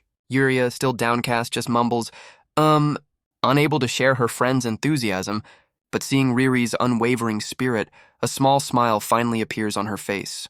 "You're right," she says, her resolve hardening. "We have to get stronger, too." Riri's idea of stronger is a little ambitious. She imagines herself as a giant kaiju declaring, "I'll get bigger than that dragon and go boom! Then Hein will have to come subjugate me." Yuria laughs. Okay, maybe not that plan, but she's inspired by the sentiment. I need to be as forward-thinking as Riri. Riri puts on her thinking cap, trying to come up with a better goal. As she peeks out from behind a bush, Hein's voice deadpans from off-screen. "You know, I can see your ears." Busted. A grumpy-looking girl with cat ears and a tail stands up, clearly annoyed at being found. She does not look happy about this. Yuria jumps, startled by the sudden appearance of a stranger. Before anyone can react, the energetic girl from the aerial assault team swoops in, tackling the newcomer in a hug and shouting, "Mene, thank you!" The cat-eared girl, Mene, is completely flustered. "Ow! Why are you thanking me? You're the one who came to help." And watching this chaotic reunion is another one of Hein's students, the cheerful, blindfolded young man. Mene shoves her overly enthusiastic friend away by the face, yelling, "That's not it at all!" Hein sighs. "So that girl was your secret weapon?" The witch just smirks back. "I wasn't trying to keep it a secret." The energetic girl then has a sudden, shocking realization, pointing at Mene and yelling, "Wait, that giant dragon? Was you?" As Mene completely freaks out in the background, the witch just smiles serenely. "That was very well done." The witch just keeps smiling, teasing. "For a second there, I almost thought about attacking you." In a complete panic, Mene hurls a log at them. It lands with a harmless thud, and just like that, she's vanished. She disappeared. Where'd she go? Hein lets out a simple "oh," because Mene has teleported directly behind him, clinging on for dear life. "She's behind Hein!" The witch just laughs. "Ha ha, she knows the safest place in the world." Cornered, Mene peeks out and hisses like a feral cat. But Hein gently pats her head. "You don't have to worry. Everyone here acknowledges you, Mene, and they're all grateful for what you did." The witch and her companion watch with knowing smiles. Mene is still flustered, unable to process the kindness. With her head bowed, she apologizes. "I'm sorry. I couldn't bring myself to trust you all." Her ears droop with shame, but Hein's hand reaches for her again. He gives her another gentle pat, and the simple gesture completely melts her. The grumpy cat girl is instantly replaced by a purring, happy kitten enjoying the attention. This gets a reaction from the energetic young girl, who looks on with a hint of jealousy, while the witch can barely contain her laughter at the adorable scene. Completely flustered, Mene yells at them to stop. So, Yuria cuts through the chaos with a serious question. "Mene, what will you do from now on?" The question gives Mene pause, but before she can answer, Riri bursts forward with an enthusiastic invitation. "Come with us. Hein is an amazing teacher." Overwhelmed by the offer, Mene hides her face and gives a small nod of agreement. Riri presses on, saying it's way better than being bored and lonely in the forest. Trying to play it cool, Mene looks away and mutters, "Well, I guess I have no choice but to tag along." That's all the confirmation Riri needs, as she tackles her new friend in a celebratory hug, though Mene can't help but feel a little awkward about the whole situation. But despite her tough act, Mene can't hide her genuine happiness, thinking to herself, "I don't hate this." Yuria, ever the practical one, brings them all back to reality, pointing towards the massive problem still looming over them. She's right. They can't just leave an unconscious ancient dragon lying on a mountaintop. The energetic young girl chimes in, reminding them that Quora already had a plan for this, and right on cue, a colossal magic circle materializes in the sky above them. The witch smirks at the flashy display, reminding a confused Mene, "It's the ceiling specialist I told you about." Quora looks on in disbelief, asking the only logical question. "Wait, is this one of your students too, teacher?" Hein calmly confirms it. "Yes, one of my students, Nevaeh." And back in the royal capital, the person tasked with escorting this specialist is a very exasperated Captain Vale, who has finally arrived with his target, barrel and all. A new face appears on the scene, another one of Hein's students, looking on with a serious expression as he sizes up the captain of the Royal Knights. His gaze then shifts to the object Vale is carrying. "And a barrel?" He tries to put the pieces together, asking, "Is that person Nevaeh? No, wait, he is..." But his train of thought is completely derailed when he spots a familiar face rushing forward with a cry of, "Teacher!" The startled Hein barely has time to react, shouting, "You're too close!" The witch teases Vale about how flustered he gets, while the new student passionately declares, "Of course, teacher, you are my everything." To which Hein can only reply, "Yeah, you're noisy." Manet watches the chaotic reunion with a deadpan look, thinking to herself, "Great, another weirdo has joined the group." Hein is completely and utterly drained by his students' overwhelming personalities. The new student finally snaps back to the situation at hand, asking Vale, "By the way, why are you carrying a barrel?" Vale freezes, realizing he'd completely forgotten his mission, and right on cue, the barrel begins to shake violently, startling everyone. The barrel bursts open, revealing the small, cloaked Nevia drenched in a strange black slime, who mutters, "I thought it was a human." But Hein calmly recognizes his student, saying her name, Nevia. Hearing his voice, Nevia snaps to attention, realizing, "Ah, I'm in front of teacher." As she stumbles to her feet, Hein playfully asks if she's some kind of monster. With a desperate look, she pleads, "Teacher, I tried my absolute best to come outside, so please praise me." And with a gentle smile, Hein pats her head. Yes, you did a good job," instantly soothing the anxious girl. As this happens, the passionate student looks up in awe, realizing the massive magic circle in the sky is a sealing technique.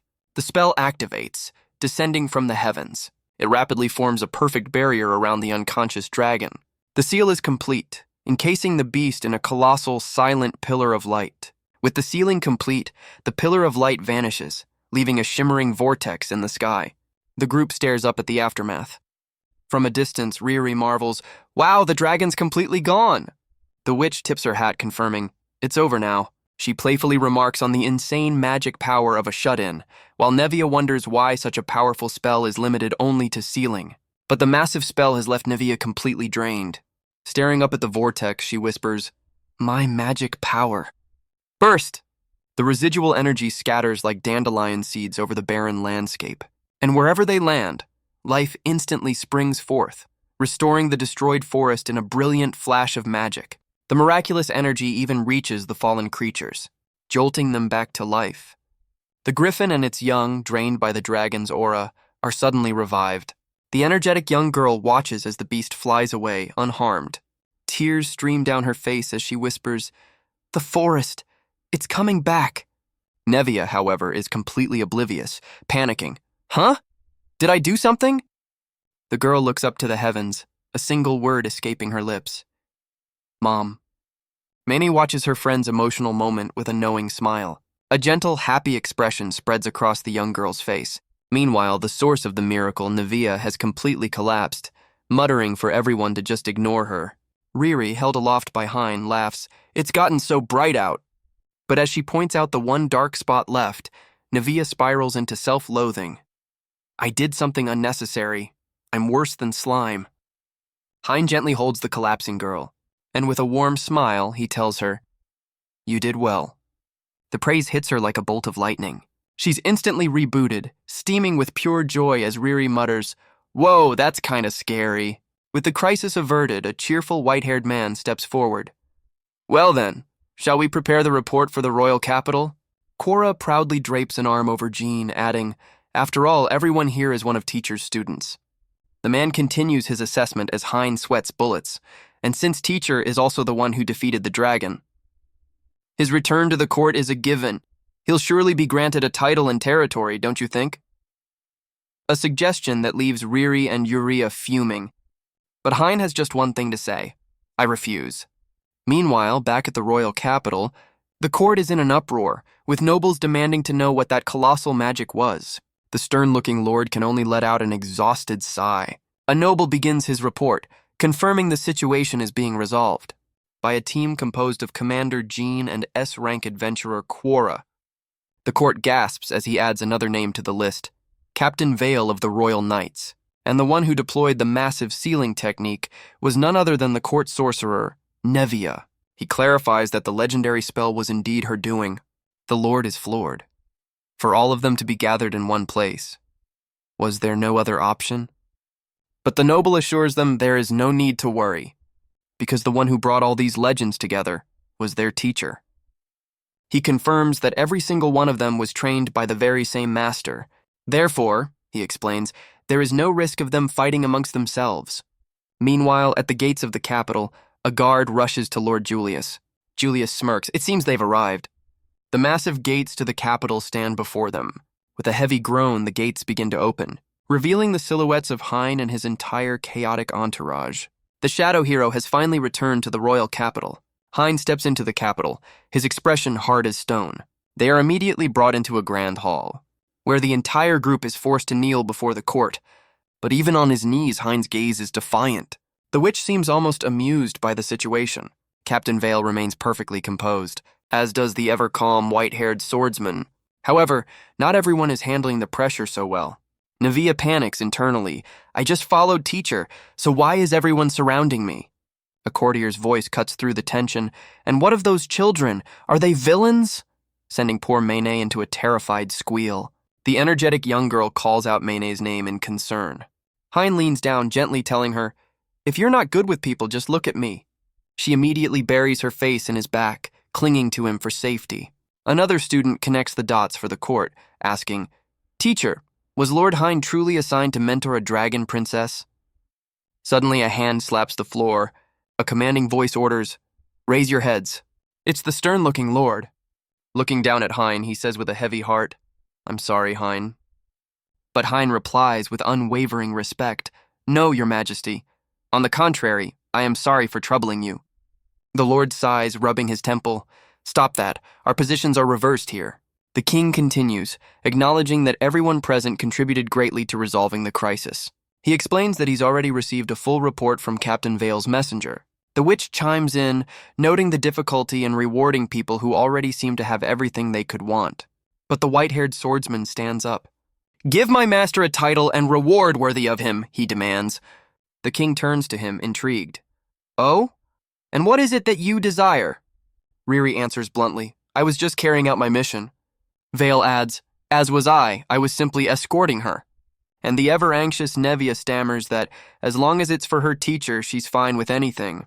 The court nobles whisper amongst themselves, unable to reconcile the legendary shadow hero with the instructor they remember, as the witch sighs in exasperation. Cora speaks up. "Am I the only one here who isn't officially part of the kingdom?" She winks playfully. "Well then, I guess that makes me the easiest one to talk to." A noble's eyes widen in realization. S-rank adventurer, Cora. That's right. She gives a sly, cat-like smile. The powerful-looking woman smirks confidently. "Though with these members, everyone here is S-rank level." Cora turns away, adding, "Besides, the fact that teacher raised all of us is more than enough of a reward." But the witch has other plans, turning to a noble with a thoughtful look. "So then, if my guess is correct, there's probably an empty territory available right about now, isn't there?" A familiar calculating glint appears in Julius's eyes. He addresses the stunned court. "Indeed, the Ritter territory is now under the state's control," he says, as a noble stammers, Why?" Julius elaborates, "Because the entire Ritter family is currently imprisoned. The court is thrown into chaos, demanding to know what happened. A senior noble silences them, explaining, Lord Ritter abused his position in the guild, putting the lives of our people in grave danger. For this, his title has been stripped. As a result, his lands are now vacant. While we did not hold his family accountable for his crimes, Mene cuts in with a crucial point. That also means succession is not permitted." The witch smiles, seizing the perfect opening. "In that case, why not entrust that territory to our teacher?" Hein freezes in shock. The king, however, looks intrigued by the proposal. He turns his attention to the true puppet master. "Julius, what do you think?" Julius strokes his chin, feigning contemplation as his plan falls perfectly into place. "Indeed." Julius smoothly adds that they will provide full support for managing the territory, prompting the king to give his final consent. "Very well. If this is what it takes to keep you tied to our kingdom," the king declares, "then it is a small price to pay." The students are ecstatic. Well, most of them. Hein looks like his soul just left his body. Julius gives Hein a knowing smirk. "Congratulations," he says, as the poor instructor can only stare in disbelief. A small hand tugs on his sleeve. Mene looks up at him, confused. "So, what just happened?" Hein, completely overwhelmed, can barely form a sentence. Suddenly, the king remembers something important. "Oh, I completely forgot, Hein, those people are— Wait!" But it's too late. The doors burst open as a familiar, arrogant voice echoes through the hall. Silence! I am the one who gives the orders here. I am the next king, and look who it is. Prince Aiden, back for another round of humiliation. His sycophantic followers can only cry out in shock, Your Highness Aiden. The king is completely stunned. But you're supposed to be under confinement. I have no more need for that, Aiden sneers, leaving his father utterly baffled. He stomps forward, ranting about the criminal who has dared to return. His eyes narrow with misplaced authority. This is an order from the next king. He points a trembling finger directly at Hein. Execute him immediately. Hein can only stare back in disbelief. Why, just because I humiliated him, he'd go this far? Aiden continues his tirade. Not only did you have him exiled, but you shamelessly broke into my castle. He draws his own sword and screams, In fact, I'll kill you with my own 2 hands right now. And from the sidelines, Lord Julius is absolutely loving this. But Hein's gaze is pure ice. The king looks on, horrified by his son's madness. Humph, should have just done this from the start, Aiden sneers, ordering the royal guards to attack. One guard starts to rally the others. Hey, draw your swords! But the king's voice booms through the hall. What are you doing? If you think for even a moment you'll know where justice lies, you fools. No, not yet, Aiden screams, trying to overrule his own father. He desperately turns to the assembled nobles. Unlike these foolish soldiers, I have plenty of supporters among you, right? He is met with a wall of deafening silence. Even his most loyal bootlicker, the sycophantic instructor, can only look away in shame. The prince's face twists in pure rage as he screams, Do you have any idea how much I've done for you? His former supporters can only sweat in terror, thinking, Is he really expecting us to side with him now? The king's back is turned, his fist clenched in resolve. Very well, he mutters. This man, I will deal with him myself. A terrifying, murderous aura explodes from the throne, directed solely at Prince Aiden. The prince whips around, his face a mask of pure terror. What is this? His eyes widen in horror, and from the sidelines, the witch flashes a truly demonic grin, savoring the chaos. Aiden collapses to his knees, his sword clattering to the floor as he's surrounded by Hein's students. But even now, his delusion persists as he points a trembling finger at them. What's with those eyes? You're all just commoners, he screams. I told you, didn't I? His face twists into a manic sneer. Ha! As if their master is that pathetic Hein. He just happened to teach a few talented people, Aiden rants. Otherwise... But his words trigger a breakdown from the sycophantic instructor who screams, Then why didn't I get strong like them? It doesn't make any sense. The witch just pats her companion's head. Something's wrong, the instructor cries, his mind unraveling. It's because he never truly tried to teach me. And his words trigger a memory of a younger Hein, addressing him as young master. In the past, the instructor had smugly asked, What do you think is most important for a person's growth? Playing the teacher now, are we?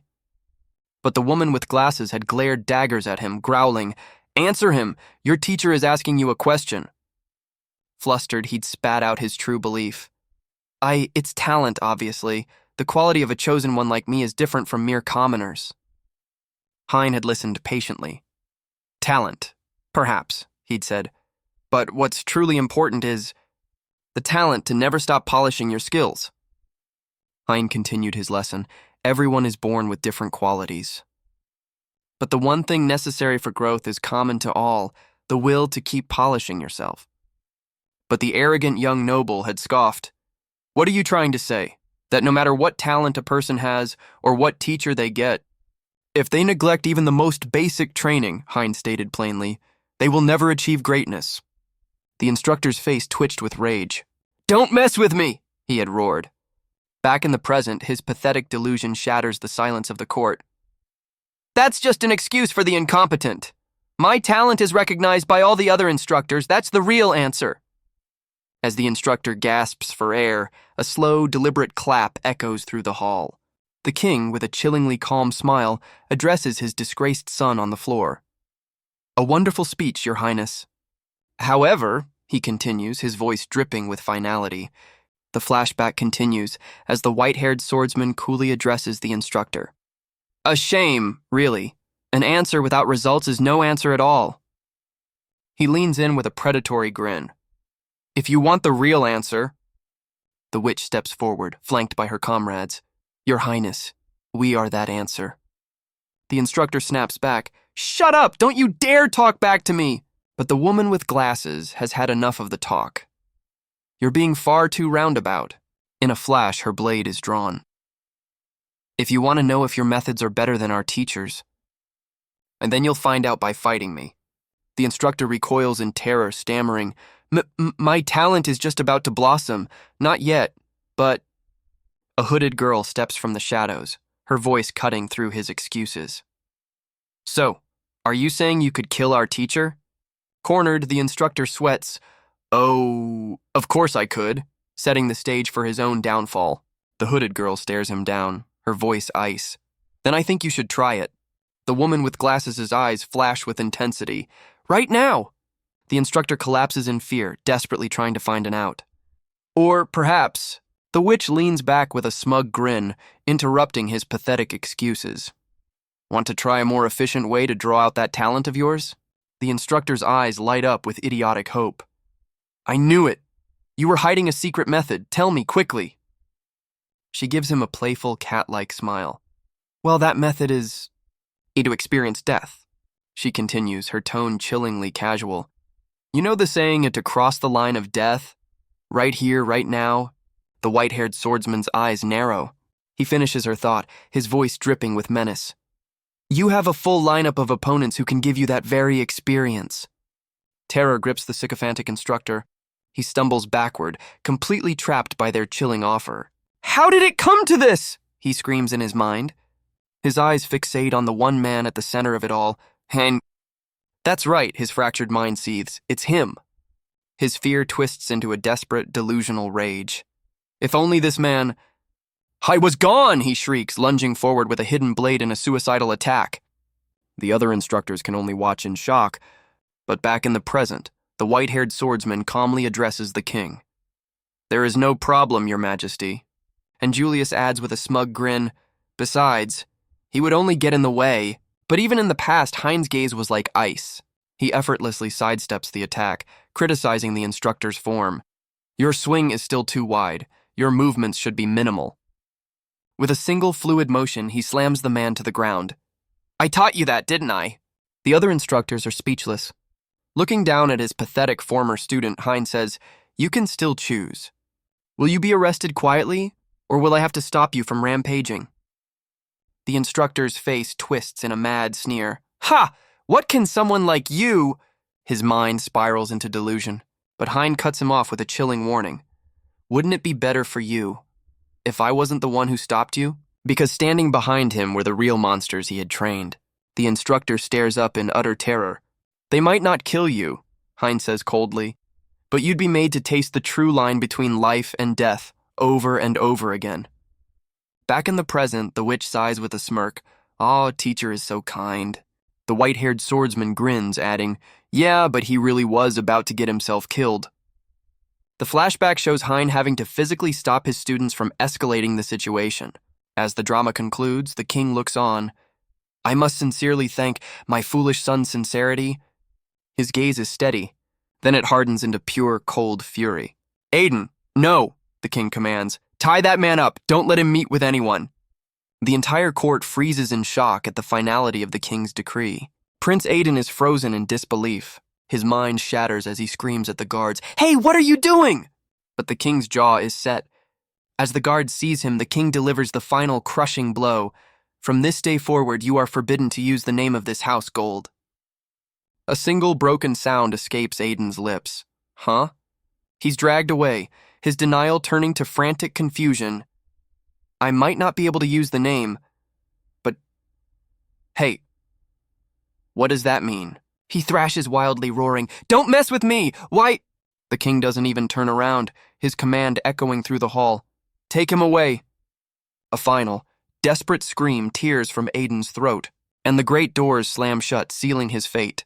As the court recovers, a noble remarks to Julius, No one would have listened to that instructor's story anyway.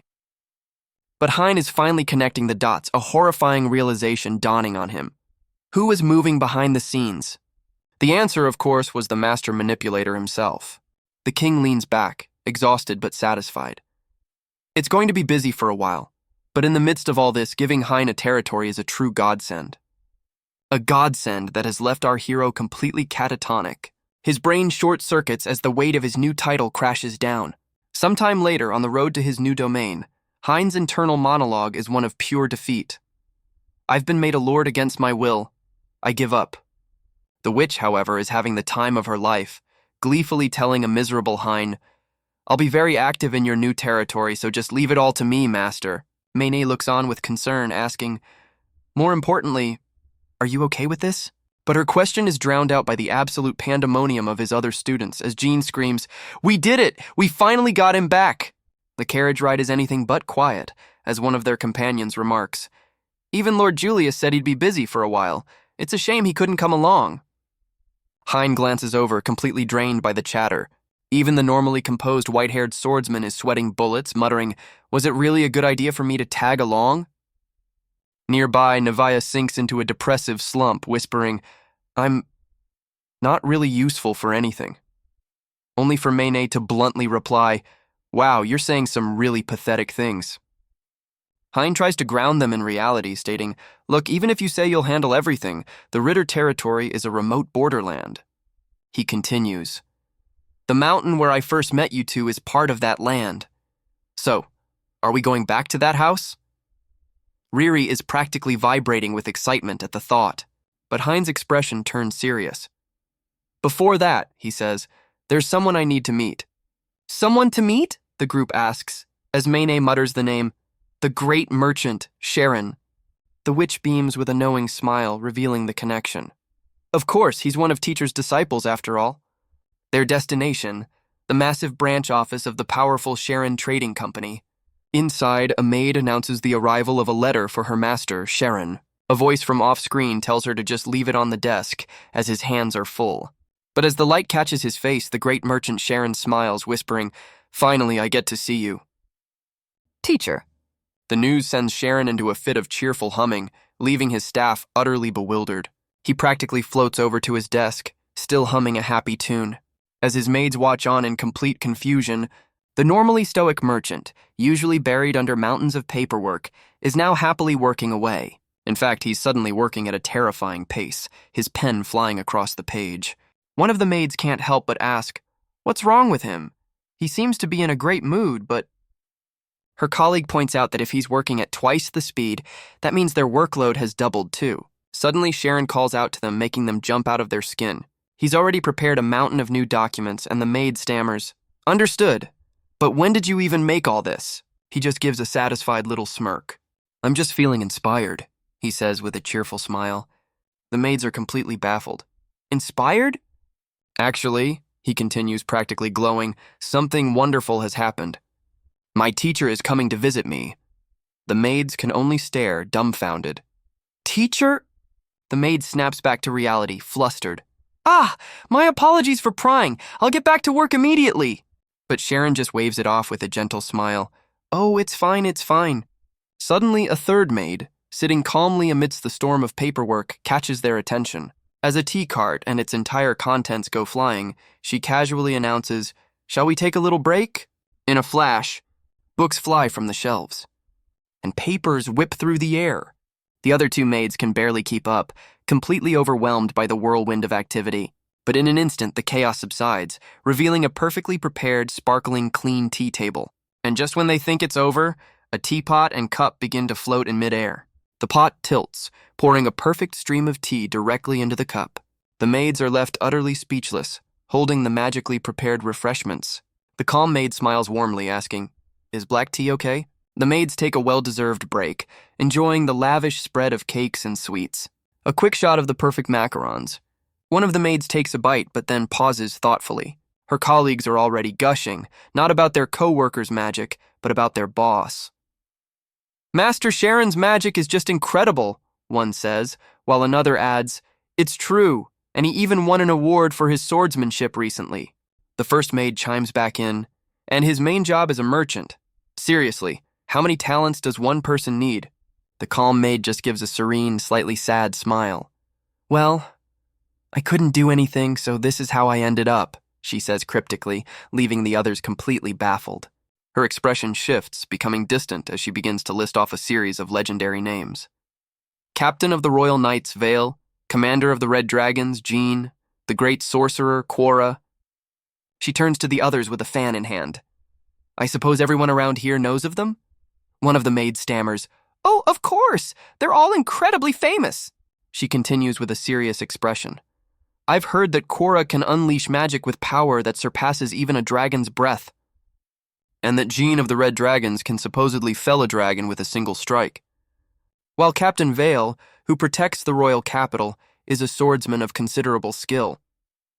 A knowing smile.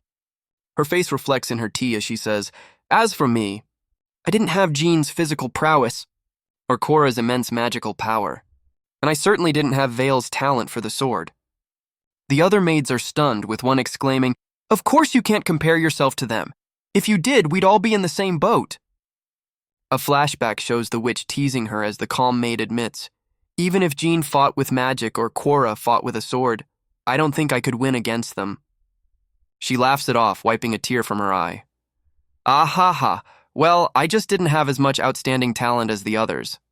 I think they're amazing, though. With a bright smile, she concludes, That's why I chose this path on my teacher's recommendation. Her colleagues are confused. Wait, who is this teacher you keep mentioning? The calm maid drops a bombshell. He's the one who raised all those great people I just mentioned. The other maids are stunned. You've at least heard the rumors, right? One asks. Well, yes. The legend of a single figure who trained all the kingdom's heroes. But is that really true? The calm maid simply offers a knowing smile. Meanwhile, a very disheveled Hein arrives at his destination muttering, We were supposed to meet Sharon here. But he's completely taken aback by the massive, opulent building before them. The witch, however, is delighted. Wow, I didn't know Lidris had such a nice shop. She then playfully teases a worried Hein, Don't worry, I don't have the right clothes for a place like this either. Riri's eyes sparkle with the possibility of an all-you-can-eat feast, declaring, If Sharon booked the whole place, we can do whatever we want.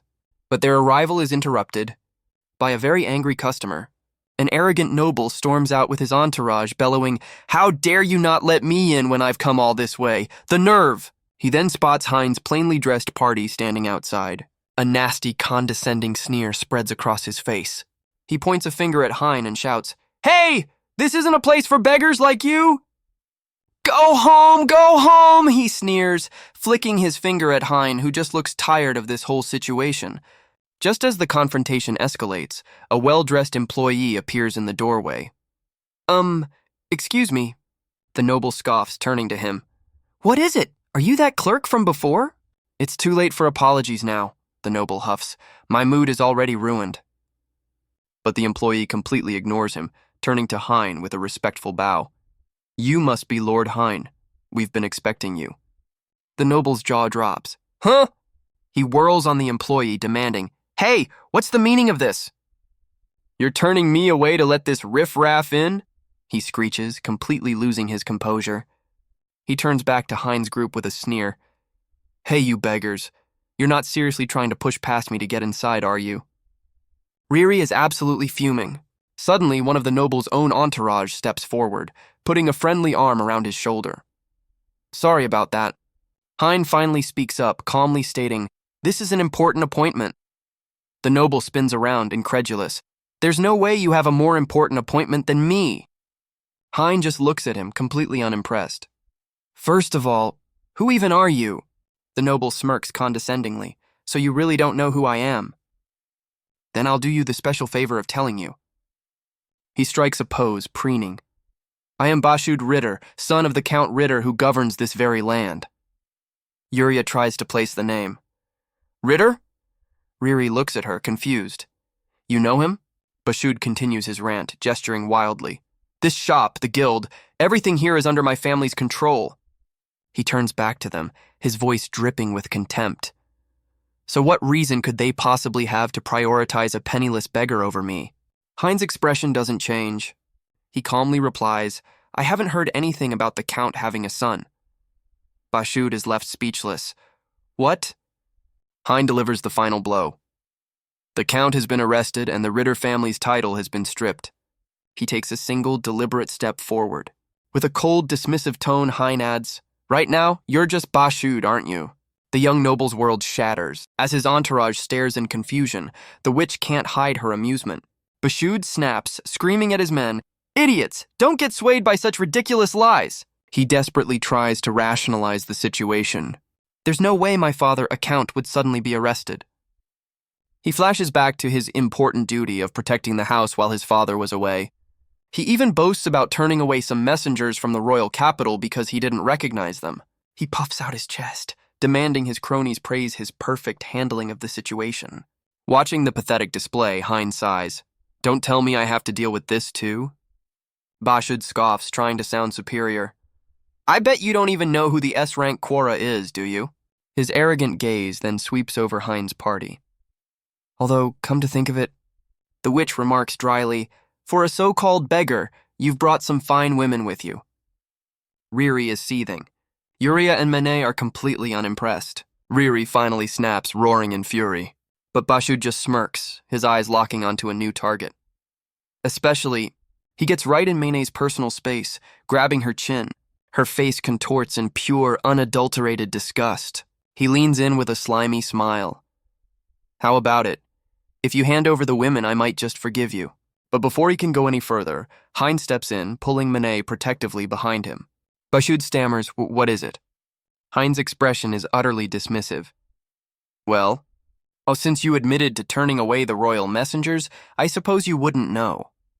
He looks Bashud dead in the eye and drops the final bombshell. "I am the new lord of this territory."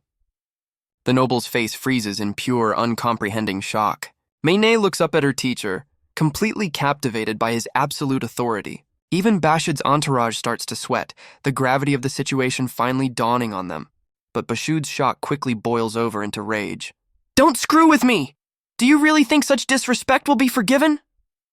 He throws his arms wide, desperately clinging to his lost status. "This territory belongs to the Ritter family. Even if my father doesn't return, I'm the one who becomes lord." Hein sighs in resignation. "I wish I could just give up," as the witch cheekily adds, "Don't even try, teacher." But logic just bounces off Bashud. "Since I'm the son, the territory is mine. Right, Nevia?" he screams as she stammers, well..." The witch just smirks. He's not even worth acknowledging. Bashud's face twists into a malicious sneer. "I will not forgive this." He points a trembling finger at Hein. "Men, cut him down! I, Bashud Ritter, permit it!" His entourage freezes in panic. "What do we do? That person is the new lord. But Master Bashud?" Bashud whirls on them, screeching, "Are you all idiots?" But before he can continue his tantrum, Nevia suddenly appears, shoving a document right in his face. "What is this?" he asks, completely caught off guard. Nevia points to the official seal. "You can see the king's mark. By royal decree, Teacher Hein is the new lord of this land." Bashud snatches the document, his eyes scanning the words as his world begins to crumble. His hand tightens, crumpling the official decree, but his panic quickly twists into a smug, arrogant grin. He casually tosses the king's order aside. "You people, do you have any idea what the punishment is for forging a royal document?" he bellows, laughing condescendingly. Hein lets out an exhausted sigh. "I'll ask just in case. But what's your basis for calling it a forgery?" "Ha, that's simple," Bashud sneers. He gestures to Nevia, who has completely collapsed from the social exertion. "There's no way a raggedy woman like that would be carrying a real royal decree." He then turns on Hein's party, screaming, "Listen up, you beggars! This land has been ruled by the Ritter family for generations. We pay a fortune in taxes. The king would never take our land away over some trivial complaint." He laughs, boasting that 80% of the territory's tax revenue comes from the Sharon Trading Company.